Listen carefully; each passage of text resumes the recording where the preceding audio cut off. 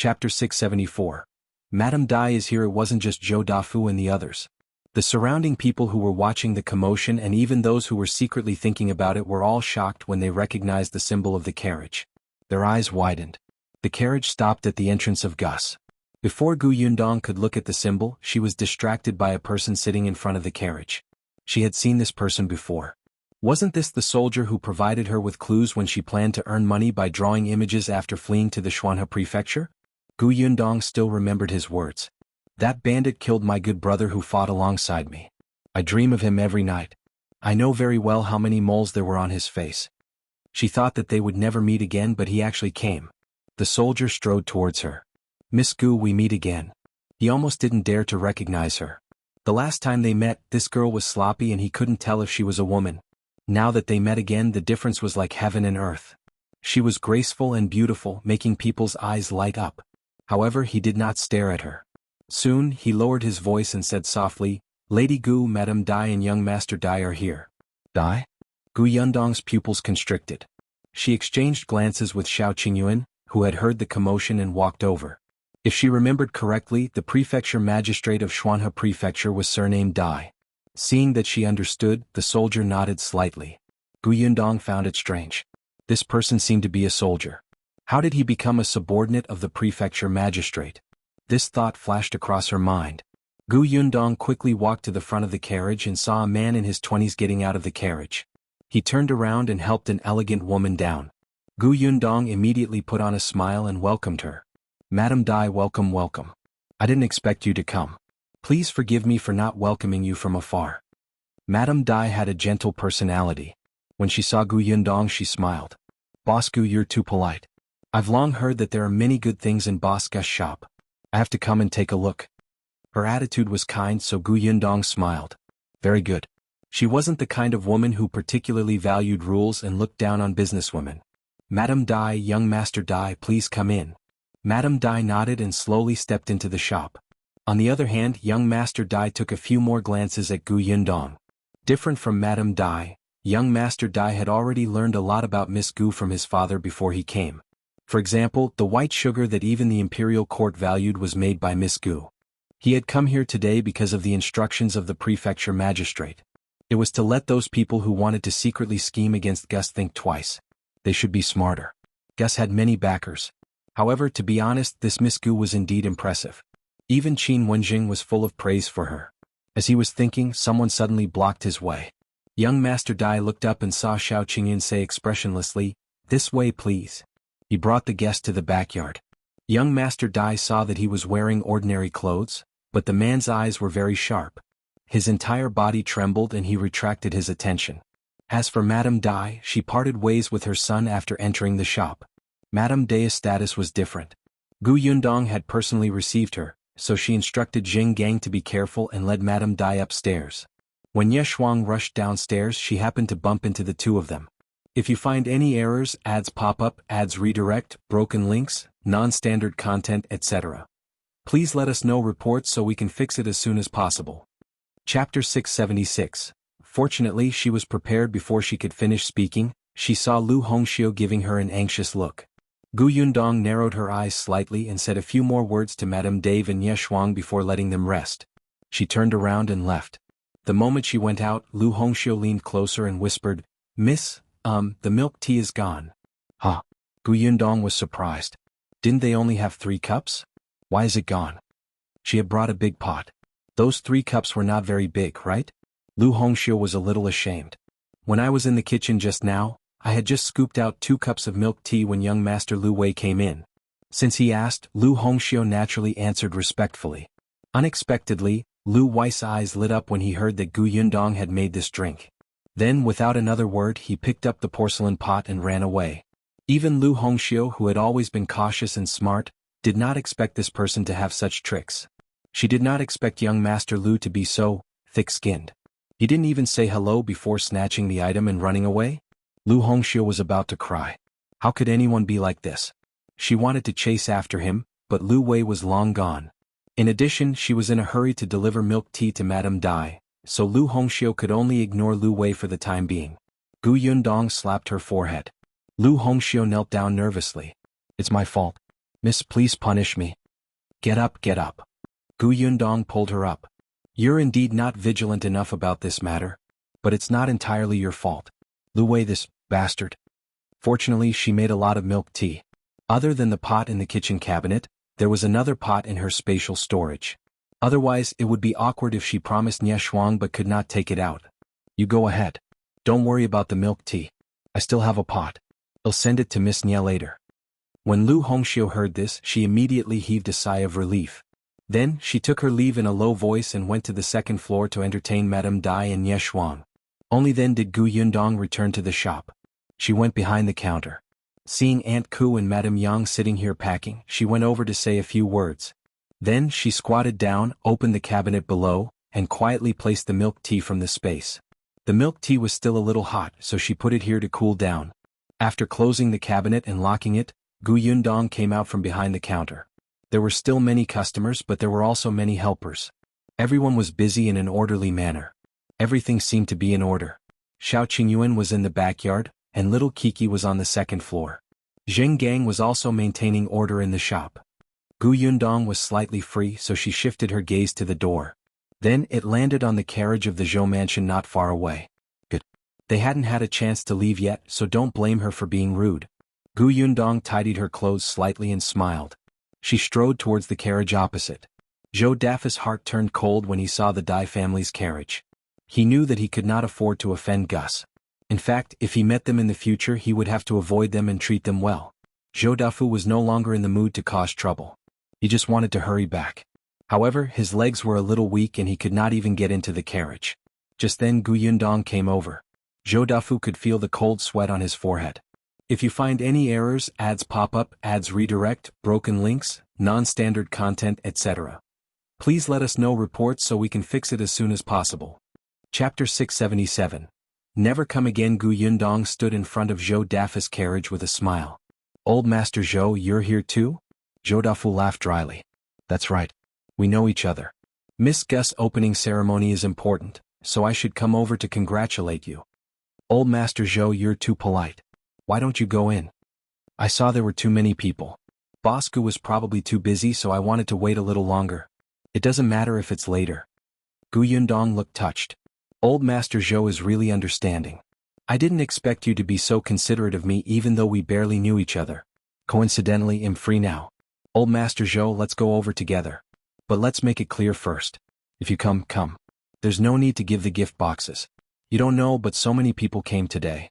Everyone gave me 2 big gift boxes. The storeroom in the backyard is filled. Zhou Dafu was speechless.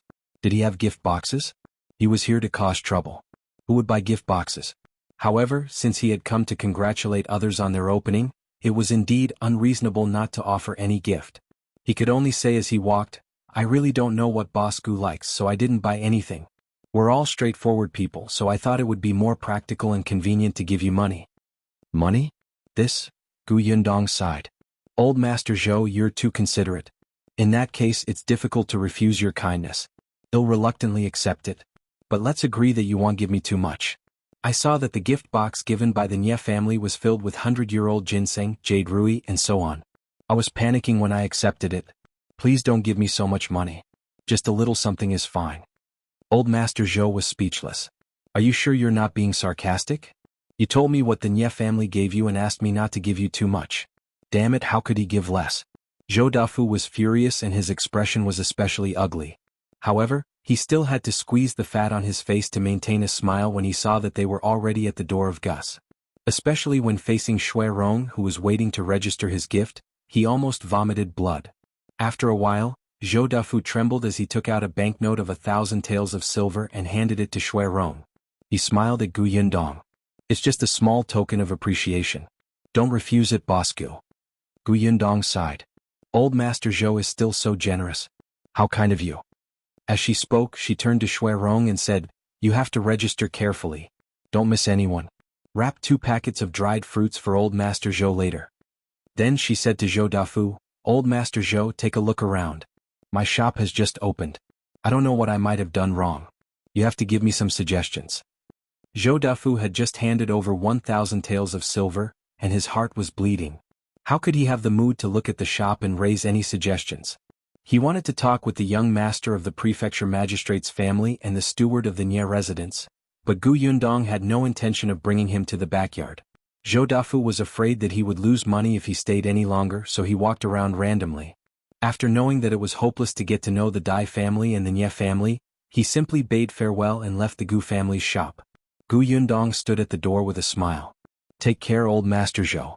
Please come again." Again? He would never come again, not even if he died. Zhou Dafu hurriedly returned to his carriage. Steward Zhou had also sent away the local hooligans and returned. The moment Zhou Dafu saw him, he was furious. He clenched his fists and punched him hard in the face. "If you find any errors, ads pop up, ads redirect, broken links, non-standard content, etc. Please let us know reports so we can fix it as soon as possible." Chapter 678, Mrs. Zhou, Concubine Gu. One punch was not enough. When he saw Steward Zhou fall to the ground, he went up and gave him 2 ruthless kicks. "It's all your fault, old thing. Not only did you embarrass me, but you also wasted so much money. You dog, I'll settle this score with you when I get back." With that, he ignored Steward Zhou and got into the carriage, letting Ah Feng drive him away quickly. Steward Zhou was still lying on the ground. Many people around him saw the commotion and started pointing at him. Steward Zhou buried his head under his arm and snorted twice. However, his eyes were filled with resentment as he gritted his teeth. After a while, he got up and staggered back to the Zhou mansion. Zhou Dafu had returned home earlier. After calming himself down on the way back, his mood was finally not so bad.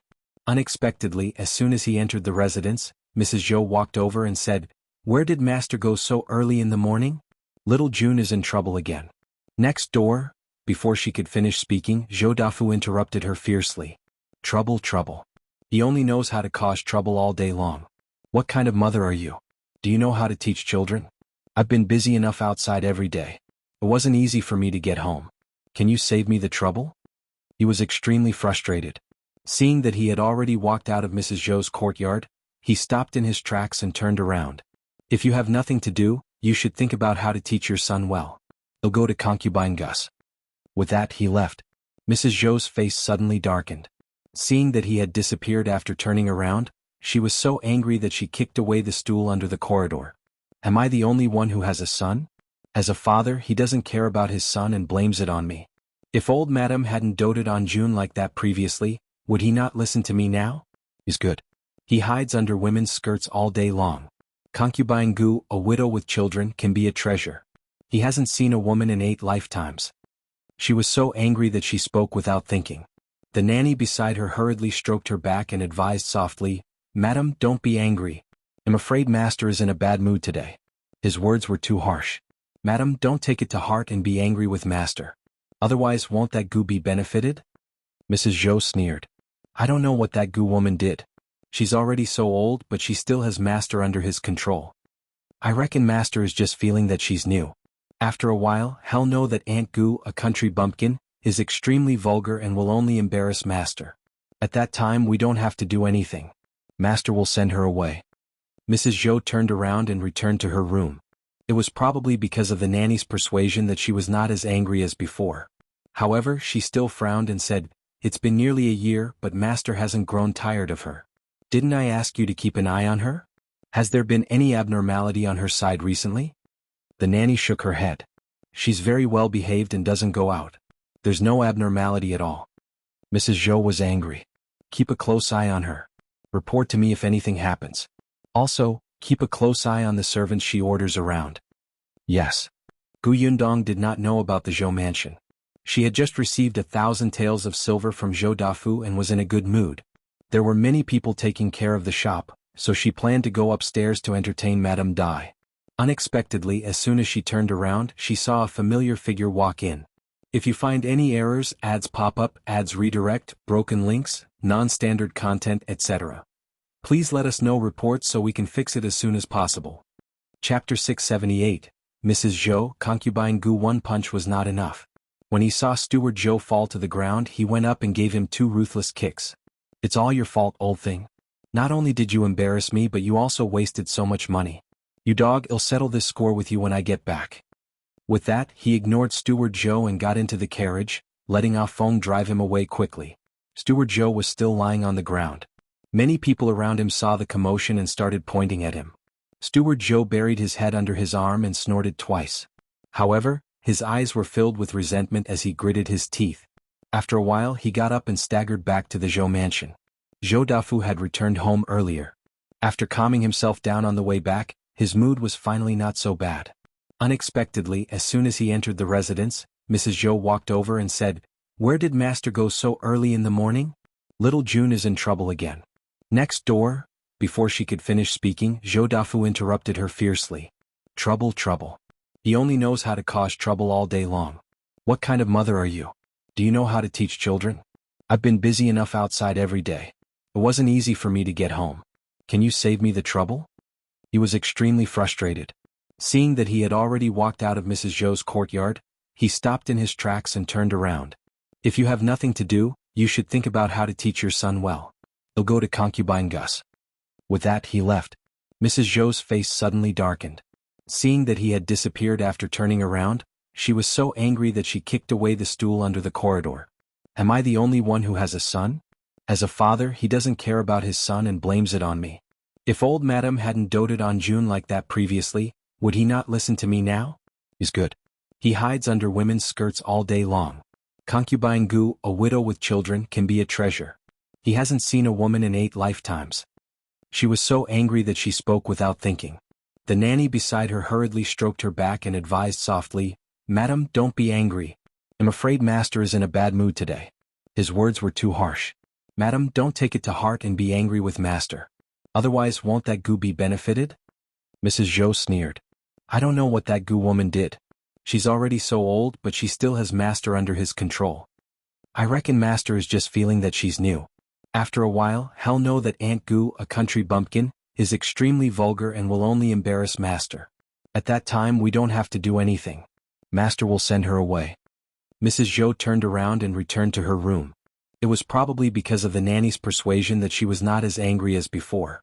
However, she still frowned and said, "It's been nearly a year, but Master hasn't grown tired of her. Didn't I ask you to keep an eye on her? Has there been any abnormality on her side recently?" The nanny shook her head. "She's very well behaved and doesn't go out. There's no abnormality at all."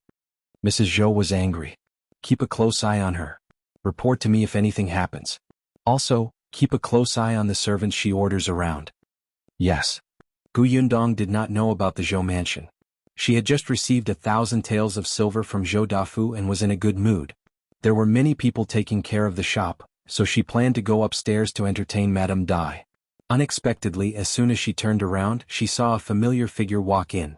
If you find any errors, ads pop up, ads redirect, broken links, non-standard content, etc., please let us know reports so we can fix it as soon as possible. Chapter 680, Will He Take Revenge? Andy, you've been here for a long time. If you don't plan to buy anything, can you make way for the customers behind you? Gu Yundong spoke with a smile, but Madame Sun's face turned red. She looked at Gu Yundong and then at Su Changshan. She stammered, This shop belongs to you? Could it be yours?" Madame Sun was speechless for a long time. She wanted to ask Gu Yundong why she had to find a former thief to be her assistant in such a big shop. However, she could not ask. She could even feel the people around her looking at her, as if they were pointing and saying something. She vaguely heard someone say, "Don't come in if you can't afford it. It's been a long time but they didn't buy anything. Don't tell me they want to take advantage of the chaos to get something." That's right. Otherwise, why would the boss come over to warn them? Madame Sun had always treated Su Changshan as a thief. She mocked and ridiculed him every day. Who knew that one day she would be criticized as a dirty person? She was so angry that she wanted to retort, but the 2 neighbors beside her had already turned red. They did not want to complicate matters at all and pulled her away. Gu Yundong sneered and said to Su Changshan, "Ignore them. Continue working." Su Changshan nodded gratefully. "Yes, boss." On the other side, Madame Sun only broke free after being pulled out of the shop for a long time. Without those strange gazes, her temper rose again. "What are you doing? What's there to escape? We didn't steal anything. Why should we be slandered by them?" The other 2 looked at each other and said, "It's obvious that the boss doesn't welcome us. Why are we still staying there? Making a fool of ourselves?" Madame Sun widened her eyes. "What do you mean by not welcoming us? She runs a shop and does business. We're guests when we go in. We're going to spend money. She has to treat us respectfully. Even if she doesn't welcome us, can she chase us away? Why not? Do you think she cares about our one tael of silver? Didn't you hear that when those people were paying the bill just now, it was dozens of taels of silver? You said it yourself. The customers coming and going in this shop are either rich or noble. Even the prefecture magistrate's wife is here. What are we? Madame Sun was a little indignant at first, but when she heard the words prefecture magistrate's wife, she suddenly reacted and her face turned pale. She didn't dare to say anything else. If she had made a scene in the shop just now, she would have been the one to suffer. Madame Sun started to feel uneasy and walked home in a daze. On the other hand, the other two people said softly, I didn't expect the boss to really not mind the kid from the Su family's bad reputation and arrange for him to work in such a big shop. Do you think Su Changshan will become rich in the future? The customers of this shop will all be nobles in the future. The people he knows in the future will be amazing. We didn't seem to treat the Su family well in the past. As the two of them spoke, they could not help but take another look at Madame Sunday. The one who treated the Su family the worst was Madame Sun, who was the Su family's neighbor. In the past, she had sabotaged Su Changshan's job several times and badmouthed the Su family everywhere. In the future, if the Su family wanted to take revenge, the Sun family would be the first to suffer. When the two of them thought of this, they subconsciously kept a distance from Madame Sunday. If you find any errors, ads pop up, ads redirect, broken links, non-standard content, etc., please let us know reports so we can fix it as soon as possible. Chapter 681. The shop's second floor. Gu Yundong saw that all the troublemakers had left, so she went to the second floor in a relaxed manner. On the second floor, Nye Shuang was talking to Madame Dai. Little Yunko was writing calligraphy. Madame Dai liked her very much and would guide her from time to time. Gu Yundong raised her eyebrows. It was very rare to receive guidance from the prefecture magistrate's wife. Her footsteps could not help but lighten. Nye Shuang was the first to see her and quickly waved her hand. Are you done? What were you talking about? Gu Yundong walked to the chair opposite them and sat down. Little Yunka looked up and saw that it was her elder sister. She immediately smiled and continued to write. However, Nye Shuang said excitedly, Auntie and I were talking about your house. Oh? Sister Yundong, can I come here often in the future? I think the decorations here are especially exquisite, and this chair is comfortable and beautiful. There are books here and there's such delicious milk tea. I'll call my good friends over. We can also play chess and write. It's much better than staying at home. Don't worry, we want to eat and drink for free. Gu Yundong smiled. The second floor was indeed not bad. When she was renovating, she saw that the spatial storage was quite big, so Zhongguang suggested that they also put goods on the second floor. Gu Yundong thought about it and refused. The floor below was already big enough. Her goods were displayed on the first floor. If the guests wanted more, they could take the goods from the storeroom in the backyard. The second floor could be used to entertain guests.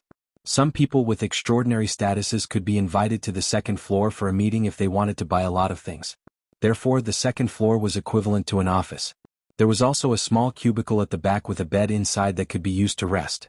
There were a few more tables and chairs today for the ladies because the shop had just opened. However, looking at it like this, it was indeed like a modern cafe. The environment was very quiet and comfortable. Wasn't the meaning in Nye Shuang's words that she was bringing her little sisters to the cafe for afternoon tea? However, Gu Yundong did not intend to treat this place as a cafe. After all, it was inconvenient. If you want to bring your friends over, you'll naturally welcome them. However, the shop is downstairs. Not only is it noisy, but what if someone doesn't know etiquette and comes up to offend you? The stairs to the second floor were in the shop. If the shop assistant was too busy and did not notice, it was possible for anyone to run up. Moreover, if the second floor became a cafe, she would not have an office. Most importantly, it was not worth it. It was not profitable and would cost a lot of time. Madame Dai, who was at the side, also considered this. Shuang, don't cause trouble. Which of your friends isn't a young lady from a rich family? They have a lot of people serving them when they go out. Yundong's shop isn't even big enough for them to stand in. When the time comes, no one will dare to enter the shop downstairs and it will affect her business. Nye Shuang thought about it and agreed. She was a little dejected inside. But it's too boring to stay at home all day. Gu Yundong thought for a moment and smiled. Perhaps you can open a tea house like this yourself? Nye Shuang was stunned. Open it herself? Even Madame Dai's eyes lit up. She really liked the decorations here. It was comfortable and enjoyable. The two of them looked at Gu Yundong in unison. The latter blinked. Why were they looking at her like that? Nie Shuang grabbed Gu Yundong's hands and said excitedly, Sister Yundong, you're right. We can open it ourselves, but if you find any errors, ads pop up, ads redirect, broken links, non-standard content, etc. Please let us know reports so we can fix it as soon as possible. Chapter 682. Cooperation to open a shop again, but what? Gu Yundong had a bad feeling. Nie Shuang chuckled. But even if we open a tea house like this, we can only prepare some ordinary tea and snacks. There's no such delicious pearl milk tea, such delicious dried fruits, and such delicious and fragrant snacks. What's the difference between that and an ordinary tea house? It won't attract customers at all. Gu Yundong moved back. So, you want me to supply you? No, what's the point of supplying? Nie Shuang moved closer to her. Let's work together to open a shop. Cooperation. Gu Yundong fell into deep thought. Nie Shuang nodded vigorously. That's right, that's right. Let's work together to open a shop. They'll offer money and effort and you can come up with ideas. Let's earn money together. How about that? Madame Dai was unhappy. Everyone has a share. Don't forget about me. Nie Shuang turned her head and said happily, it's even better if Auntie can participate. I only know some young ladies. And he knows those rich ladies. No one can compare to you in terms of connections. With Auntie around, our business will definitely become even more popular. She was a little excited just thinking about it. Nie Shuang was only 15 years old, 2 months younger than Gu Yundong. She was the eldest daughter of the Nie family and had been served by someone since she was young. At this age she only ate, drank and played. Occasionally she would read, write and learn some zither, chess, calligraphy and painting. However, it felt especially boring. It was as if her entire life had passed without any waves. When she was old enough to marry someone, she still repeated the same thing in the residence. She had heard about Gu Yundong from Nie Kang. She knew that Gu Yundong had escaped from the famine. Eldest brother rarely praised people, let alone a little girl who was about his age. But eldest brother said that he admired Gu Yundong. She could bring 3 family members from Yongning Prefecture to Xuanhe Prefecture at such a young age. Not only was she safe, but she also ensured that her family was unharmed. Even an adult man could not do that. At the very least, Nie Tsong could not guarantee that he could do this. At that time, Nie Shuang really wanted to see Gu Yundong. Later on, Gu Yundong actually sent New Year's goods over, and they were white sugar that made her father's eyes light up. Nie Shuang did not dare to imagine that a little girl who was a penniless refugee a few months ago would actually have such achievements in such a short period of time. She admired Gu Yundong especially.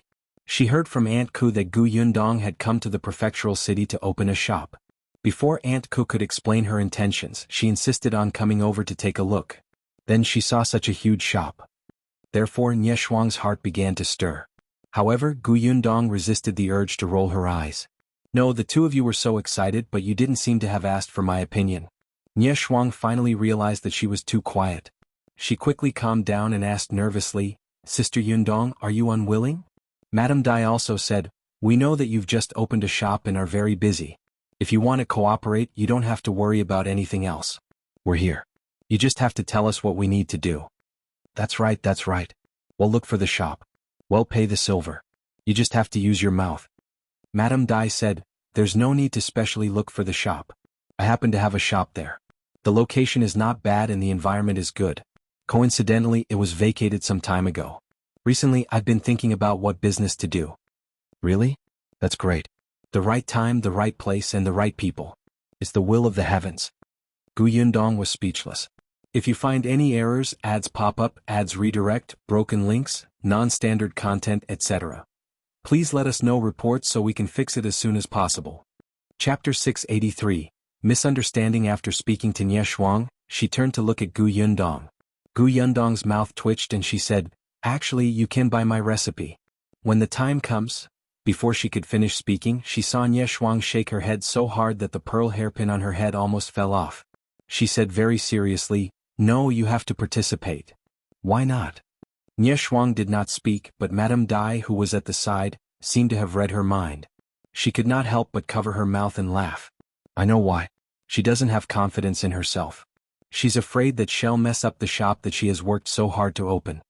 Gu Yundong looked at Madame Dai. Don't we still have you?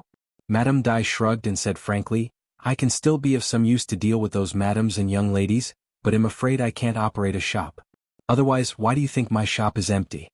Gu Yundong felt terrible. She did not need to care about anything else? Didn't they know that it was more tiring to use the brains? Nie Shuang blinked and said pitifully, Sister Yundong, look, you just have to come up with an idea. We'll do whatever you say. When the time comes, you'll take 50% of the money we earn. How about that? Not so good. Why don't you take a look at how old you are? Why are you still acting cute like Yunka? Madame Dai was more rational. She analyzed the situation from the point of view. Yundong, actually, this won't do you any harm. Your business will only grow in the future and you'll get to know more and more people. When the time comes, the customers in our shop we're cooperating to run will all be your connections. It did make sense. If she opened an elegant and comfortable tea house, with the recommendation of Madame Dai and eldest Miss Nye, the people who went would be some women of high status. The prefecture magistrate was working for the emperor, and the Nye family had a close relationship with Aunt Ko. Speaking of which, Gu Yundong was the one who had taken advantage of them. Madame Dai and Ye Shuang looked at each other. Seeing that she did not say anything and was probably thinking about the feasibility, they immediately stopped talking. Since they were doing business, she had to know the pros and cons. Actually, when Madame Dai saw how cautious she was, she heaved a sigh of relief. If she was like Nie Shuang, whose eyes lit up the moment an idea popped up, she would not be at ease. After a long time, Gu Yundong heaved a sigh of relief. She met their eyes and said, All right, let's cooperate. But we still need to discuss the division of the profits. All right, you'll take 60%. Gu Yundong, no wait. You've misunderstood me. She rubbed her forehead. I'm saying that 50% is too much. You said it yourself. You'll be responsible for the shop, the silver, and the hard work. It's also your job to attract customers. I'm just giving an idea. It's not appropriate for me to take so much. Yes, yes. Even Dai nodded. If you don't participate, we want Dare to open the shop even if we pay. However, Gu Yundong insisted on refusing. It might not be a problem in the early stages, but what about later? When the business became big and there was a conflict, her shares would be the primary problem. Moreover, there was no problem with Madame Dai and Ye Shuang now, but what would their families think if they knew? Besides, among the three of them she was the weakest. Therefore, from the beginning she should make it clear about the problem of the shares so that they would not fall out over such things in the future. If you find any errors, ads pop up, ads redirect, broken links, non-standard content, etc., please let us know reports so we can fix it as soon as possible. Chapter 684, Promoting the Villagers. Seeing that she was determined, Madame Dai and Ye Shuang had no choice but to take a step back. Since the three of them were cooperating, it was naturally best to distribute them equally. However, it was not easy to divide, so Madame Dai, who had offered the shop, took up 40%. Gu Yundong and Ye Shuang each took 30%. Madame Dai did not agree. In the end, it was Gu Yundong who said that if anyone caused trouble in the shop in the future, only Madame Dai's identity could suppress it. Therefore, taking 40% meant that she was the most responsible. Madame Dai did not say anything, but she looked at Gu Yundong with admiration. This girl was so young, but she was very mature. No wonder she could go from a penniless refugee to her current achievements in such a short period of time. At this moment, she was especially confident that the shop that was about to open would definitely be popular. Since the decision was made, they had to discuss the details. However, Gu Yundong had just opened his shop today and was very busy. She did not have time to discuss it. Therefore, she could only make an appointment tomorrow. The Gus has just opened. I still have to come and keep an eye on it for at least the first 3 days. Where is Madame's shop? Let's go over tomorrow morning and discuss how to repair and decorate it. Madame Dai took a sip of milk tea and said, Since we're going to open a shop together, Yundong, you're treating me like an outsider if you call me Madame again. Gu Yundong laughed. Then it'll be like Nie Shuang and call you Auntie? That's good. Madame Dai was satisfied and said, All right, there's no hurry to open a new shop. Naturally, we have to wait for you to finish your business first. You'll get someone to clean up that shop first. It's a mess inside. Let's go over the day after tomorrow. Sure. Gu Yundong nodded. She suddenly thought of Feng Danning, who was still in the prefectural city, and asked, I wonder if Auntie has any familiar carpenters? There were definitely some, and those carpenters who could catch Madame Dai were all capable and serious. However, Madame Dai looked at the house in front of her and thought of the counters and shelves under the house. They were really different from what she had seen in the past. She immediately understood. I'm not familiar with wood carpenters. I have to go back and ask our steward. However, I see that this house is well repaired. I wonder which master did the job. If it's possible, Nie Shuang nodded at the side. Yes, I also think that these tables and chairs are well done. Then Master's carpentry skills are good. Let's hire him. Gu Yundong nodded. To tell you the truth, the carpentry work here was done by a master from my village. Our new house, the shop in the county city, and the shop in the prefectural city were all renovated by him. We've worked together so many times that we're already very familiar with each other. He can immediately understand what I want. I thought that if you don't have a suitable candidate, I'll recommend him. That's good. Madame Dai immediately agreed. Nie Shuang also nodded at the side. She knew nothing about this. In any case, if she was asked to pay, she would pay. She had to work, she would work. She just had to be obedient. Gu Yundong said, then it's settled. I'll talk to Uncle Feng later. Madame Dai liked Gu Yundong even more. Not only was she smart, but she was also caring and would promote the people from her village. It was only reassuring to work with such a person. However, Nie Shuang had already calculated her private savings in her heart. She was the young lady of a merchant family, so she had quite a lot of money every month. In addition to the red packets and New Year's money that her uncles and aunts gave her every year, she was actually a little rich woman. If it was really not enough, she would borrow money from her eldest brother. As she was thinking, a loud shout suddenly came from downstairs. If you find any errors, ads pop up, ads redirect, broken links, non-standard content, etc., please let us know reports so we can fix it as soon as possible. Chapter 685. Lu Wei causing trouble. The three of them were stunned for a moment. They looked at each other and hurriedly went downstairs. The voice came from the backyard. After the loud shout, there were waves of cheers. The three of them didn't understand. It wasn't until they stood at the entrance of the backyard that they realized that Shao Qingyuan and young Master Dai were fighting. Not only did the others not stop the fight, they even applauded as if they were watching a show. Gu Yundong frowned. She turned around and saw Lu Wei standing not far away. She hurried forward and asked, "What happened?" Lu Wei was holding a large cup in his hand. The cup contained the pearl milk tea that he had snatched from Lu Hongxiu. He was drinking it happily. Hearing Gu Yundong's question, he did not turn around. He just waved his hand and said, it's all right, it's all right. It's just a spar." Hearing that it was a spar, Madame Dai, who came over later, heaved a sigh of relief. It would be too unreasonable to fight at someone else's shop on their opening day. Gu Yundong could tell that the two of them were not really enemies. She was just curious. Why are these two sparring all of a sudden? Speaking of this, Lu Wei became a little complacent. I heard that young Master Dai's martial arts are powerful, so I was quite unconvinced. I said that Brother Shao could fight a tiger with his bare hands and let the two of them compete. So they're sparring. Gu Yundong felt the veins on her forehead twitch violently. So, this bastard was the one who instigated the two of them to spar? The problem was that this troublemaker actually had the cheek to hold a cup of milk tea and watch the commotion from the side as if it had nothing to do with him. Gu Yundong was considering whether to steam him or braise him. Lu Wei watched with great interest and did not realize that the person beside him was Gu Yundong. However, he seemed to feel a resentful gaze coming from the other side, as if he had done something heinous. Lu Wei frowned slightly. He turned around and met Nie Shuang's dissatisfied expression. Her gaze fell on the cup in his hand and finally fixed on the milk tea. Lu Wei was stunned and asked, "What are you doing?"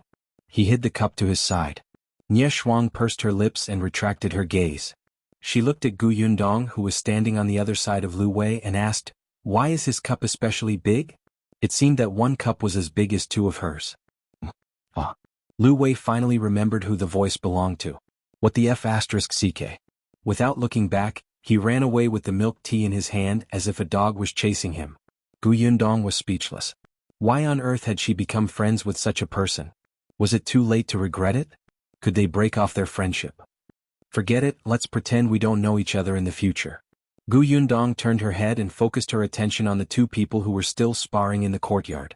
The two of them were unarmed and were fighting hand to hand, but it still made people's hearts surge. Gu Yundong knew that Shao Qingyuan was good at fighting, but this was the first time she had seen him fight so well. A moment later, the two of them stopped and took a step back. Young Master Dai smiled and cupped his hands. Shao Qingyuan also smiled. Gu Yundong could tell that he was very happy. Shao Qingyuan turned around and saw her. He smiled at her. Only then did Gu Yundong step forward and hand him a handkerchief to wipe his sweat. Master Dai also walked to young Master Dai's side and rebuked, "You were too reckless. Why don't you take a look at what day it is today?" Young Master Dai smiled and walked in front of Shao Qingyuan. "If you find any errors, ads pop up, ads redirect, broken links, non-standard content, etc., Please let us know reports so we can fix it as soon as possible. Chapter 686. Giving red packets. Young Master Dai's name was Dai Wenhua. Although his aura was still unstable, he still looked like a graceful young master. He looked at Shao Qingyuan with admiration. Young Master Lu just said that you didn't specially learn this martial art from anyone? Shao Qingyuan nodded. Dai Wenhua's eyes lit up even more. Then you're really talented. There's a martial arts master in our residence who's very powerful. He used to be a famous figure in the martial arts world. Are you interested in getting him to give you some pointers? Shao Qingyuan thought for a moment and glanced at Gu Yundong before nodding. Thank you. What are you thanking me for? I was especially thrilled today. David was really happy. I heard that you're good at hunting. Let's go hunting together next time? By the way, your sweeping kick just now was not bad. Where did you learn it? I practiced it when I fought wolves. Shao Qingyuan's words had always been concise, but he was so patient. He must have appreciated Dai Wenhua. Gu Yundong did not disturb them anymore. She shook her head and stood beside Madame Dai again. Seeing that it was getting late, Madame Dai decided to take her leave. The others stood up to leave. Gu Yundong had originally wanted to ask them to stay for lunch, but everyone was only here to congratulate them on her grand opening. Besides, they had actually eaten a lot this morning and were a little full now. Hence they left resolutely. Gu Yundong gave each of them canned white sugar as a return gift. As for those who wanted to buy something else, Gu Yundong asked someone to pack them up. In the end, she even brought back 2 pots of pearl milk tea for Madame Dai and Ye Shuang. Only Dai Wenhua didn't leave. He was with Shao Qingyuan and the two of them chatted for a long time. Gu Yundong could occasionally hear them fighting. She couldn't tell that Dai Wenhua was actually a martial arts fanatic. On the first day of Gus' opening, business was booming. After closing at night, when everyone took the account books to settle the accounts, they realized that they had earned a total of 1,800 taels. Compared to when she was in Fengkai County, her profits had doubled. Gu Yundong felt a little emotional. This prefectural city was a prefectural city after all. There were just too many rich people. However, this was only the first day. It would definitely descend later. Moreover, because of the activity, many people did not want to let go of this opportunity. There were many people. After a busy day, they were clearly very tired, but everyone was very excited. Gu Yundong was elated. She gave everybody red packets. Even little Yunka got one. The little girl was a little surprised. Big sister, I didn't do anything. Gu Yundong patted her head. Who said that? Didn't you help big sister entertain your sister Shuang Shuang and Auntie Dai? The young lady thought about it and agreed. She had introduced the pearl milk tea and was carried around by sister Shuang Shuang and Aunt Dai. Hence, she happily accepted the red packet and went to show off in front of Madame Yang. The Lu family of 4 also each had one. They did not expect that they would get a big red packet without even receiving their first month's salary. They were instantly excited. Su Changshan was the most excited. He had just taken a look and there were 2 taels of silver inside. He could cut a piece of meat when he went back later and buy cloth for his mother and sister so that they could have new clothes to wear. Su Changshan's heart was filled with gratitude. His grip on the red packet tightened slightly and his eyes burned. Lu Wei was very unhappy because he didn't have a red packet. He clearly helped to entertain the guests and he even helped to wipe the tables and chairs. He was especially diligent. Gu Yundong ignored him. After the shop closed, she went to look for Feng Danning. If you find any errors, ads pop up, ads redirect, broken links, non-standard content, etc., please let us know reports so we can fix it as soon as possible. Chapter 687. Quiet in the noise. Feng Danning was also in the backyard today. He heard many people say that the structure of the shop was refreshing. While he was happy, he was also a little disappointed. Because although these people liked the place a lot, they didn't have any suitable jobs for him. However, this was also good. Business did not come easily. As long as everyone thought of him when they needed him in the future, it was enough. Unexpectedly, Gu Yundong came looking for him at night. Uncle Feng, you might not be able to leave for the time being. There's a shop to be renovated in a few days, so it'll have to trouble you. Feng Danning was so excited that his eyes lit up. Not only him but the 2 carpenters who followed him also asked anxiously, Yundong, are you serious? Where is it? It's on Mingan Road. I'm not sure how big the shop is. I'll go take a look in 2 days. Feng Danning nodded repeatedly. Alright. Then we'll wait. When the construction should start, just tell us. We can go over at any time. Gu Yundong smiled. Alright, Uncle Feng, you can take this opportunity to meet with your old friends. You won't have time when you're busy later. With that, Gu Yundong went home with everyone else. After dinner, she then talked about her plans to open a shop with Madame Dai and Ye Shuang. Everyone at the dining table was stunned. Cooperate with the prefecture magistrate's wife and Miss Nye? Opening another shop? What's wrong? Gu Yundong raised her eyebrows. Can't I? Sure. Shao Qingyuan supported her unconditionally no matter what she said. Gu Dajiang nodded repeatedly. I don't know as much about business as you do, but won't you be too tired? It's okay. I can still handle it. The others didn't say anything after hearing this. Only Shao Qingyuan shook his hand slightly. His future wife was walking too quickly, so he had to work hard to keep up. In the next 2 days, Gus' business gradually stabilized. On the third day, the shop on Mingan Road was tidied up. Madame Dai invited her and Ye Shuang to take a look. The shop was quite big, even bigger than Gus. It was also a 2-story building and had a spacious backyard. After being cleaned up without the obstruction of the shelves, it looked exceptionally empty. Madame Dai brought the two of them around and stood in the hall again. She asked with a smile, "How is it? Not bad, right? It's not just good. It's very pleasing." Ye Shuang was too satisfied. Gu Yundong also nodded. The location is good. It's quiet in the midst of the commotion. It's very suitable for drinking tea, chatting, and reading books. The backyard is also big enough. We can also design a few isolated rooms. They can be divided into several areas. Madame Dai was a little proud when she heard that. Since this shop is fine, let's discuss how to renovate it. Yesterday, when she went back and told the prefecture magistrate about this, he still looked a little uncertain. Madame Dai couldn't wait to achieve results for him to see. Gu Yundong took out a piece of paper and a charcoal pen from his sling bag. Yes, let's discuss it first. I'll draw all my opinions and see how the effect is. As they spoke, they moved to the courtyard. There were stone tables and stools there, just enough for them to rest. They'll go first. Ye Shuang was very excited and sat on the stone bench first. I like the long chair on Sister Yundong's second floor. It's a little like a beautiful couch, but it's also a little different. It's very comfortable to sit on. As Gu Yundong listened, she drew the structural design of the shop. She moved quickly, multitasking, but Ye Shuang stopped talking. If you find any errors, ads pop up, ads redirect, broken links, non-standard content, etc., please let us know reports so we can fix it as soon as possible. Chapter 688. Female Assistant Problem. Gu Yundong was stunned and looked at her suspiciously. However, she realized that Ye Shuang was not the only one. Even Madame Dai could not help but look at the paper she was drawing on. Yundong, your drawing is too realistic. Ye Shuang's eyes widened. She picked up the painting and looked at it again and again.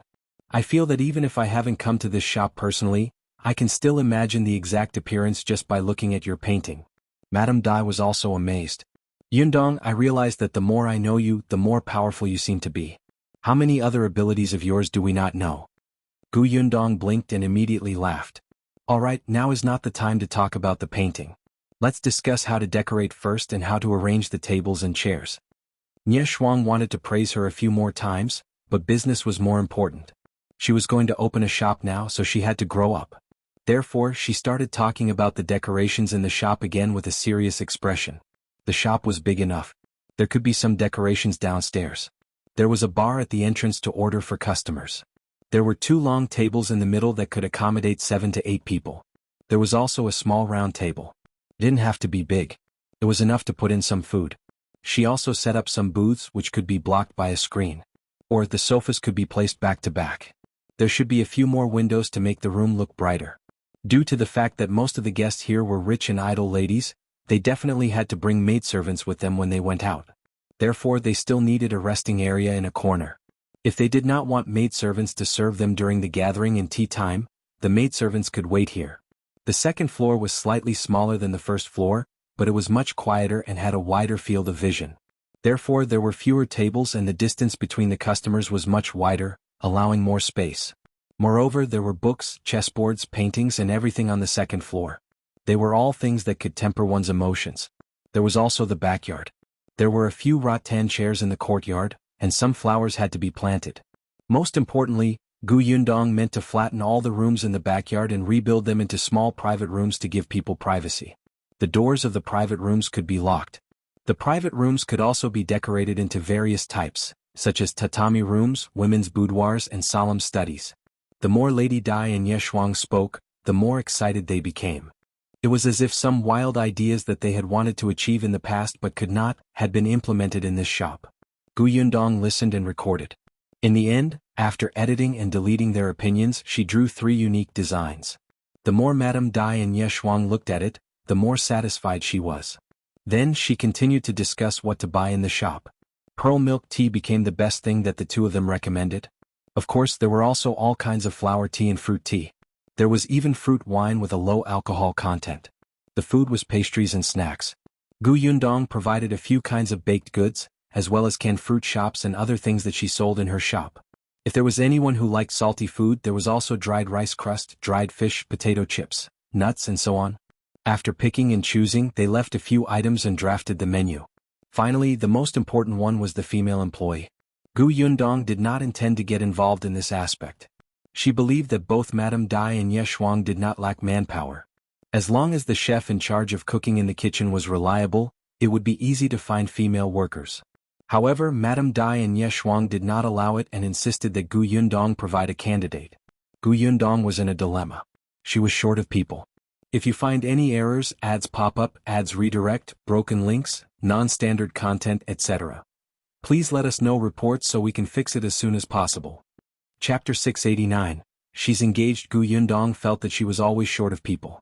Every time she opened a new shop or bought a new house, she would have a headache. However, Madame Dai and Ye Shuang were very insistent. Since it was a 3-person shop, Yundong's candidate was naturally needed. Moreover, Yundong was the backbone of the 3 of them. If she arranged for people to work here, she would understand the situation in the shop more directly. If anything was missing or there might be a problem, she could understand and adjust it immediately. Could not be better. Yundong was speechless. Didn't they say that they would do everything? This was different from what they had agreed on. She felt like she had boarded a pirate ship. Ye Shuang chuckled. Sister Yundong, this is what it means for the capable to do more work. Yundong smiled insincerely. No, I'm incapable. Madame Dai was speechless. Although Yundong had a headache, she still agreed to go back and consider the candidates carefully. Madame Dai had said that she had to hire at least 1 person. 1 person. On the way back, Yundong leaned against the carriage wall and sighed. If it's just 1, Lan Huar will do. I just don't know if she's willing to come. Lan Huar was Zhuangzi's younger sister. She was doing some chores at home and she was very smart and good-looking. She was quite suitable. Previously, when Yundong's workshop was recruiting, Lan Huar did not come to apply for the job twice. She had inadvertently asked once and Lan Huar said that there was a lot of work at home. If she went to the workshop to work, her parents would be too busy. After all, the Sher couple still had to help her manage the 30 acres of orchard. But now that the Sher couple had found someone to help them work in the village, it was much easier. Furthermore, Zhuangzi would be coming to the prefectural city soon, so the siblings would accompany each other. Yes, I'll ask Lan Huar later. Tong Shuetao looked like she wanted to say something but hesitated. After a while she said softly, Miss, I'm afraid Lan Huar won't come. Oh? How did you know? Yundong was a little surprised. Tong Shuetao said, a few days ago my father delivered goods over. When we were chatting, he unintentionally mentioned that Lan Huar is getting engaged. She had interacted with Lan Huar a few times, and the two of them slowly became familiar with each other, so she asked about her. Ah. Yundong was stunned. Engaged? With whom? It's Zhang Bao. Zhang Bao? Yundong felt that this name was very familiar. Not long after, she suddenly remembered. It's him? The shop assistant from Brother Shao's pharmacy? Yundong had a deep impression of him. When the man first met her father, he was so indignant that he almost chased the two of them out with a broom when Gu Dajiang deliberately made things difficult for Shao Qingyuan. Later on, when he found out her father's identity, his attitude changed 180 degrees. He flattered her father so much that even Gu Dajiang couldn't take it anymore and hurried out. She did not expect him to be engaged to Lan Huar. Tong Shuetao said, I heard that it was Zhuangzi who set them up. Zhuangzi and Zhang Bao have a good relationship. He seems to be a reliable person. His family is simple and his parents are reasonable people. Hence he entrusted his sister to Zhang Bao. Before Ashu came, the two families had just decided to marry them next year. Yundong blinked. They were engaged just like that? Is Lan Huar satisfied with Zhang Bao? Tong Shuetao nodded. The two of them have met before. I heard that they're quite satisfied. Therefore, Lan Huar would most likely not come to the prefecture capital. Thus, Gu Yundong could only look for a new candidate. However, this time, another figure quickly popped up in her mind. If you find any errors, ads pop up, ads redirect, broken links, non-standard content, etc., please let us know reports so we can fix it as soon as possible. Chapter 690. Let Su Qing come. Thinking of her, Gu Yundong immediately asked Tong Shuitao to turn her horse around. Gu Yundong did not know many people, but there were a few who left a good impression on her. One of them was Su Changshan's sister, Su Qing. The first time they met, she was actually more satisfied with Su Qing's personality than she was with Su Changshan. It was just that the shop did not recruit female workers. Otherwise, it would be easier for Su Qing to attract customers with her straightforward personality. Moreover, Su Qing was not bad-looking either. She had a very likable appearance. Coincidentally, her way home was in the same direction as her way to the Su family. It was good to take this opportunity to ask Su Qing for her opinion. If the girl was unwilling, she could only find someone else. It was still early when Gu Yundong arrived at the Su residence. Su Changshan had yet to get off work and return home. The carriage stopped outside the alley as usual. She and Tong Shuitao walked in. It was unlike the last time she came. There were not many people at the entrance of the Su family's house. Even if the neighbors passed by his house, they seemed to have to avoid him. However, when she arrived at the Su family today, she could still see many people looking at the Su family's courtyard door. She did not know what they were looking at. When Gu Yundong came over, their gazes fell on her. Gu Yundong was already used to such gazes. She only asked Tong Shuitao to knock on the door. She stood outside the door and waited. With a glance, she saw Madame Sun again. When Madame Sun met her gaze, she immediately shrank her neck. She no longer had the arrogance and mockery Gu Yundong had seen the first time. She hurriedly entered her house and only quietly opened the door a crack to look out. The corners of Gu Yundong's mouth twitched. Mother Su happened to hear the commotion and came to open the door. When she saw her, she was stunned for a moment and quickly moved aside to invite her in. "Why is Boss Gu here?" She closed the door as she invited her in. After taking a few steps, she felt uneasy and asked, "Did something happen to Changshan?" Gu Yundong shook her head with a smile. "No, he's fine. I came here today for something else." "Is Su Qing here?" "I'm looking for her." Yes, yes, yes." Mother Su quickly nodded and shouted, little Qing, come out quickly. Boss Gu is here. She's looking for you." Su Qing ran out of the kitchen in a hurry. She was surprised to see Gu Yundong. "Boss Gu is looking for me?" "Okay." Gu Yundong entered the central room and did not beat around the bush. She told Su Qing that she wanted to open a new shop. Moreover, this shop specialized in entertaining ladies, so she needed a female shop assistant. She asked her if Su Qing wanted to try. The salary was a little less than Su Changshan's. It was 2 taels of silver a month for now. Of course, this was only temporary. If the business in the shop was good, the salary would definitely increase. Su Qing was stunned. Her mother also stood rooted to the ground in shock, unable to recover for a long time. What did Boss Gu just say? Not only did Boss Gu hire her son as a shop assistant, but she also wanted to hire her daughter as a female shop assistant? The salary was not low. If little Qing went too, the sibling's salary would be 5 taels. Moreover, Boss Gu was very generous. 2 days ago, on the first day of business at Gus, she actually gave him a red packet of 2 taels of silver. Su Qing felt her throat go dry. After a while, she asked uncertainly, "Boss Gu, are you really looking for me to be a shop assistant? Are you looking for me, Su Qing?" Gu Yundong was amused by her. "I'm looking for you, of course. Is there a second Su Qing here?" "What? Don't you want to go?" "Yes, I do." "Since you want to go, I have a few more questions to tell you. If you find any errors, ads pop up, ads redirect, broken links, non-standard content, etc., please let us know reports so we can fix it as soon as possible." Chapter 691. Exalted. Su Qing immediately swallowed her saliva. She felt that the next step was the main point. Gu Yundong's expression became more serious. "I won't hide it from you. This shop doesn't belong to me alone. I opened it with 2 other people. One of them is Madame Dai's wife, and the other is the eldest daughter of the Nye family." Mother Su was speechless. Su Qing. Madame Dai? Eldest Miss Nye? They felt that there was something wrong with their ears. Although they had long heard from Su Changshan that Madame Dai and Miss Nye had visited to celebrate the opening of Gus, they had never thought that these 2 people would actually cooperate with Boss Gu to open a shop. How capable was this Boss Gu? "You didn't hear wrongly. It's indeed them," Gu Yundong said. "So, you're not the only one working in the shop. There are also people hired by Madame Dai and Miss Nia. And you're the only one I have. Su Qing's expression instantly turned solemn, as if she felt a huge responsibility. Yundong smiled when she saw this. There's no need to be so nervous. I'm telling you this to make you fully aware of the situation. Mr. Dai and Miss Nia are easy to get along with. They won't make things difficult for you, but I don't know the people under them. I don't know their attitudes either. You have to adjust your relationship with them. But I hope you understand that even if they're Madame Dai and Miss Ni's people, you are not inferior to them. There's no need to curry favor and bow down to them, but you have to grasp a balance. If they bully you, you don't have to hold it in. You have to counterattack when it's time, understand? I don't want my people to be cowards. Su Qing thought about it and could roughly understand what Boss Gu meant. Therefore after a while she nodded and said, I understand. I represent you. If I'm too strong-willed, he'll make things difficult for you, but if I'm too cowardly, he'll make others look down on you. Miss, don't worry. I won't be bullied, but I won't be inflexible either. Gu Yundong raised her eyebrows. This girl was a perceptive person. Actually, in the beginning she wanted to look for Lan Huar because she was smart. Perhaps she was still a little girl who lived in the countryside and did not have enough knowledge, but as long as she was nurtured well, she would have no problem at all. But now that she saw Su Qing like this, she felt that perhaps she was more suitable.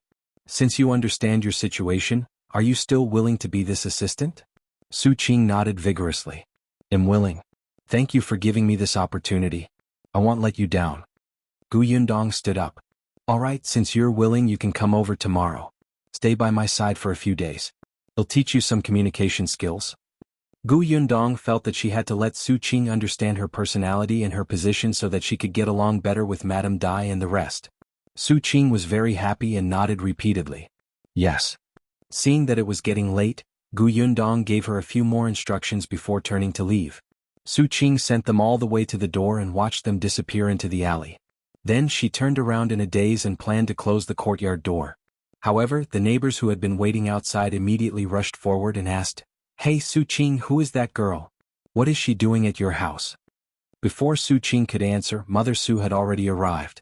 Looking at these neighbors who were smiling ingratiatingly, she felt a little proud. If you find any errors, ads pop up, ads redirect, broken links, non-standard content, etc., please let us know reports so we can fix it as soon as possible. Chapter 692. Madame Dai is speechless. That's the owner of the shop where Changshan works. She came to look for our little Qing and gave her a job. After Mother Su finished speaking, before they could react, she slammed the courtyard door shut. Everyone else was stunned. What? Not only did this boss find Su Changshan to be a shop assistant in such a big shop, but she also gave Su Qing a job? How did the Su family suddenly get so lucky? Wasn't this a little too good? Everyone felt a little emotional for a moment, but they were also more determined to build a good relationship with the Su family. Perhaps in the future this boss would have more jobs. It would be good to get the Su family to help introduce them. However, they didn't know that Mother Su already had other plans. After closing the courtyard door to block the gazes of those who were watching the commotion, Mother Su pulled Su Qing, who was still in a daze, into the central room. She sat on a chair and said, Little Qing, there's something we need to discuss. What is it? Su Qing finally came back to her senses when she heard her mother's serious voice. Mother Su said, Shall we move? Move? Su Qing was surprised. Yes, I've said it before. When we have money in the future, we'll find a new place to live. Although we don't have much money now, we can rent a courtyard elsewhere. Mother Su had been thinking about this problem for a long time. Besides, your brother's shop is on Dahui Road. The shop you'll go to in the future is on Mingan Road. They're too far from home. Your brother is fine. I'm not worried about him, but I'm worried about you commuting so far every day. We can rent a house near Mingan Road. Although the rent there is a little expensive, we can rent this house out. In addition, you and your brother have a salary every month. It won't be a problem to rent a small courtyard. Su Qing thought about it and felt that it was feasible. However, this matter would have to wait until Su Changshan returned before they discussed it together. Su Changshan naturally had no objections. If his shop was too busy and he worked late, he could still stay in the backyard behind the shop. However, Su Qing was different. According to Boss Gu, although her shop had a place for the night watch to rest, it was not suitable to spend the night alone. Still, the next day Su Qing had to follow Gu Yundong to work. Su Changshan also had to work, so only Mother Su went to look for a house. Su Qing only told her not to work too hard. There was no hurry. After all, the new shop would not open for a while. There was plenty of time. Then she put on her new clothes and ran to the Gu family's waiter early in the morning to wait at the door. When Gu Yundong went out, she saw that she seemed to have been waiting for a long time. She was stunned. "Why didn't you knock and come in?" Su Qing smiled in embarrassment. "I just got here too." Gu Yundong did not say anything else and brought her and Tong Shui Tao to the shop on Mingan Road. There were already a few people standing outside the shop. They were Feng Danning and the two carpenters. They had been standing here for a long time. They had circled around the shop previously and roughly knew how big it was, so their faces flashed with excitement. When they saw Gu Yundong, the three of them immediately went up to him. Not long after, Madame Dai and Ye Shuang's carriage stopped at the entrance of the shop. After they came down, Gu Yundong turned around and introduced them to Feng Danning and the other two as well as Su Qing. Looking at Su Qing, Madame Dai and Ye Shuang were speechless. "If you find any errors, ads pop up, ads redirect, broken links, non-standard content, etc. Please let us know reports so we can fix it as soon as possible." Chapter 693. Su Qing's conduct. Although they had said that she should at least arrange for one employee, they did not expect Gu Yundong to really only find one person. However, since things had come to this, the two of them could not say anything else. The group first entered the shop to discuss the renovations. Feng Danning and the other two walked 2 rounds inside. After looking at the blueprint that Gu Yundong had given them and the range that needed to be renovated, their 6 eyes could not help but flash with a scorching light. However, he still explained in advance, "The entire backyard has to be rebuilt, so it might take a long time." "That doesn't matter," Madame Dai said. "The most important thing is to do the job well. I'd rather spend more time to do it meticulously. The room has to be sturdy, and the materials can't be perfunctory." "Madam, don't worry. We will definitely do our best." Madame Dai believed in Gu Yundong's recommendation. Next, it was time to discuss the details. Gu Yundong and Feng Danning had worked together several times, so there were some things that he could understand without her having to explain in detail. He would even suggest some unreasonable points. Therefore, in just half a day they had already decided on how to renovate this shop.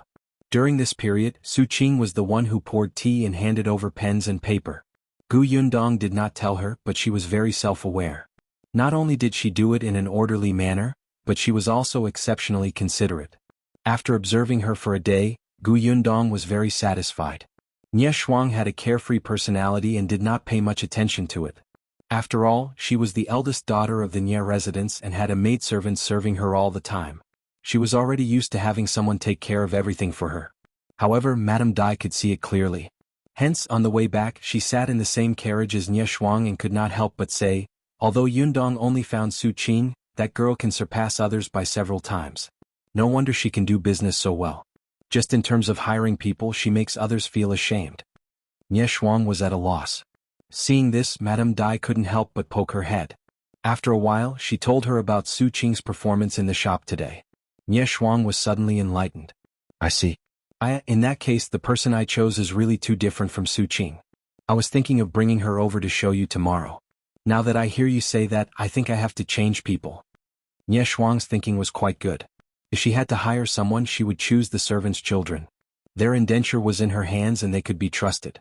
After returning yesterday, her mammy had recommended 2, and so did her maidservant and 2 sisters. Even those with good culinary skills in the kitchen were suitable to work in the kitchen of the shop. She felt that there was no problem. The servants in the residence were used to serving people. Wasn't going to the shop to entertain those madams and young ladies just working in another place? But now that she heard what Madame Dai said, Nye Shuang could not help but think more. Especially with Su Qing as a reference. For example, Su Qing was good-looking, Su Qing was diligent in her work, Su Qing spoke sweetly, Su Qing was not afraid of hardship or fatigue. Nye Shuang immediately had a headache. It was not easy to find someone. Just based on looks alone, she had already eliminated the 2 people recommended by the mammy yesterday from her mind. Madame Dai frowned slightly. Her head hurt even more badly because she did not only have to hire the waiters and kitchen staff. She was also the one who chose the shopkeeper. "If you find any errors, ads pop up, ads redirect, broken links, non-standard content, etc. Please let us know reports so we can fix it as soon as possible." Chapter 694. Departure. News. The shopkeeper was different from the shop assistant. She had to be knowledgeable and capable. When she saw those madams and young ladies, she had to be neither servile nor overbearing. In this huge prefectural city, madam and madam had conflicts. Young miss and young miss disliked each other a lot. If they happened to meet in the shop, as the shopkeeper, she had to at least have the ability to mediate. At the same time, she had to have management skills, literacy, and etiquette. Most importantly, unlike the male shopkeepers in ordinary shops, there were too few experienced female shopkeepers. At the very least, there was none in the shops under Madame Dai's own name. Sigh, my head hurts. Yundong also knew that the two of them were having a headache. After all, she had deliberately brought Su Qing over today. She more or less understood what the criteria for workers were for Madame Dai and Ye Shuang. It was obvious that they would definitely choose someone close to them. Even Yundong herself would subconsciously choose someone she had a good relationship with. However, although the people close to him were trustworthy, it still depended on whether they were suitable. Yundong had taken a share of this shop. If she wanted to do it, she had to do it well. She believed that Su Qing's trip today would be very effective. Yundong sent Su Qing to the entrance of her alley before bringing Tong Shuitao home. When she entered, Shao Qingyuan happened to be at home. At this moment, he was sitting in the central room and standing in front of Zhou, as if he was talking to him. When Yundong approached, Zhou finished speaking. However, Shao Qingyuan frowned slightly. Yundong was puzzled. What's wrong? What happened? When Shao Qingyuan saw her, his expression instantly improved. He only said, "There's something going on at the manor. I'm afraid I'll have to go over tomorrow and will only be back in a few days." Manor? Yundong remembered that Shao Qingyuan had bought a manor not far from the Xuanhe prefecture. Although it was not very big, the title deed was given to her. It seemed that ever since Shao Qingyuan bought this manor, he had never gone there again. What happened? Is it very troublesome? Shao Qingyuan shook his head. It's not troublesome. It's just that there are some things that I need to confirm personally. I originally wanted to bring you along to take a look when you're done here. In any case, it's not far from the Xuanhe prefecture. There are plenty of opportunities. Shao Qingyuan nodded. He'll leave tomorrow morning. As he spoke, he glanced at Tong Shuitao and Zhou. Before Tong Shuitao could react, Zhou cleverly pulled her out. There was no one in the central room. Shao Qingyuan held Yundong's hand and said in a low voice, "He'll be back in 2 days at most. You have a lot of things to do, but you have to take care of your health. Don't tire yourself out." Yundong felt her hand being wrapped by his broad and warm hand, and her entire body became warm. She pursed her lips. "I know." After a pause, she looked up and said seriously, "If you encounter anything troublesome, you must tell me." Shao Qingyuan smiled. "Yes, I've always listened to you." Yundong glared at him. The next morning, Shao Qingyuan indeed left the Xuanhe prefecture with Zhou. Yundong woke up early and did not see him. She sighed and brought Su Qing to the shop. Today, Madame Dai would bring the chef for the kitchen. Yundong had to teach them how to make pearl milk tea. The kitchen was filled with people who had signed a death contract with Madame Dai. They would not easily leak the formula. Yundong taught them very carefully. She was really tired after a whole day. However, when she went to Gus's shop to patrol as usual at night, Tong Ping and Chen Jinbao, who came to deliver the goods for the second time, brought her a message. If you find any errors, ads pop up, ads redirect, broken links, non-standard content, etc., please let us know reports so we can fix it as soon as possible. Chapter 695. Inventory Emergency. The goods sold too quickly in the prefecture capital. There was still a lot of stock in the workshop, but now more than half of them are gone. Tong Ping showed the inventory list to Yundong. Ever since the shop opened in the prefectural city, the workshop has not rested, but the stock in the warehouse is still decreasing. In other words, they were short of manpower. Yundong also knew that there were many rich people in the prefecture capital. Their purchasing power was too shocking. Although she had limited their purchases, it was useless. There were even people who protested. Yundong had originally planned to go back and start expanding the workshop after the shop was opened. Unexpectedly, Mr. Dai and Ye Shuang suddenly wanted to open a milk tea shop on a whim. However, these two people did not know much about this aspect, so she had more responsibilities. She was occupied and delayed. However, she had already completed all the things she needed to do in the past 2 days. The renovation of the shop, the selection of the shop assistants, and other trivia could be done by Madame Dai. It was indeed time for her to go back to Yongfu village to take a look. Yundong accepted the list and expressed that she knew what to do. She said to Tong Ping, "I'll go back as soon as possible. Tell Tong In to recruit a group of people first. I'll screen them when I get back." Last time it was Tong In who went through the first round of the interview first. At that time he was still very nervous. This time he should be much more proficient. Gu Yundong intended for him to be fully in charge of the workshop in the future. Since she was not around this time, it was a good opportunity for him to gain experience. Tong Ping immediately agreed. They did not stay in the prefectural city that day. As they had an appointment with someone to purchase the fruits, they left the Xuanhe prefecture before the city gate closed. Since Gu Yundong was planning to go back, she had to settle many things first. Su Qing had been by her side for 2 days. Gu Yundong was no longer worried about her. She only asked her to go to the shop more often after she left. Occasionally, the girl could also go to Gus to see how her brother treated customers as a shop assistant. It was always beneficial for her to read and learn more. It was no longer a problem for Feng Danning with the blueprints. Other than the 2 carpenters who followed him, he also hired a few more people. They were people he had met in the prefectural city previously. They had a good relationship and were skilled. Gus had also stabilized. With the deterrence on the first day of business, basically no one dared to come and find trouble. On the other hand, the next day she went to look for Madame Dai and Ye Shuang to say goodbye.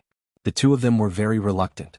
They had not even given their shop a name, and the helpers they had chosen had not been introduced to Gu Yundong. The cook's skills were not very good, and they felt that there were still many questions that they had yet to figure out.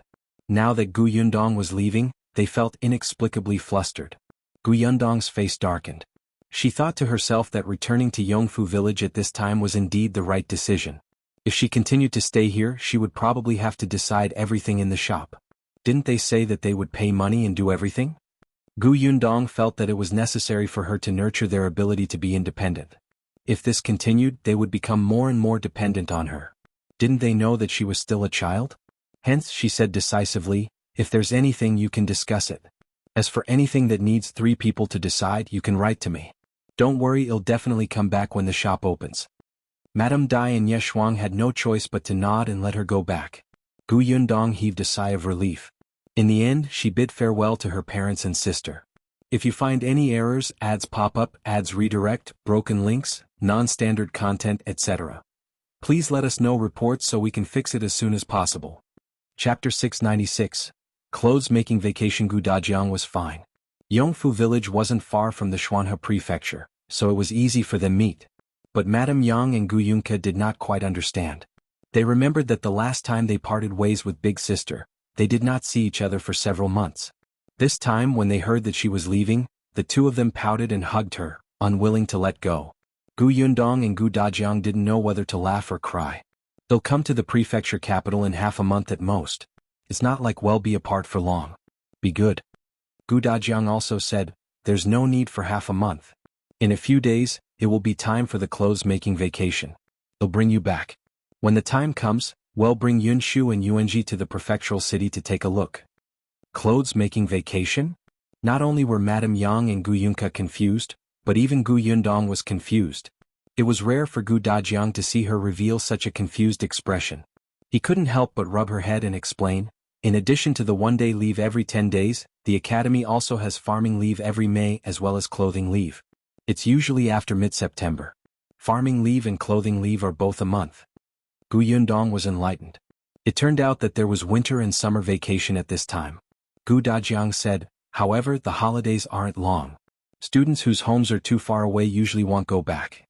Our family is close and the round trip isn't long. It's not a problem for us to return to the village. However, I originally thought that since I had just entered the school, I needed to study harder in the academy. They'll just take the clothes-making vacation for 10 days.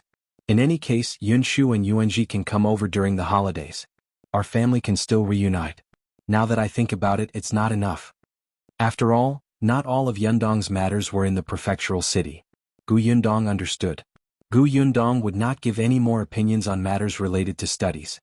Anyway, her father knew what he was doing and he could decide how much rest he wanted.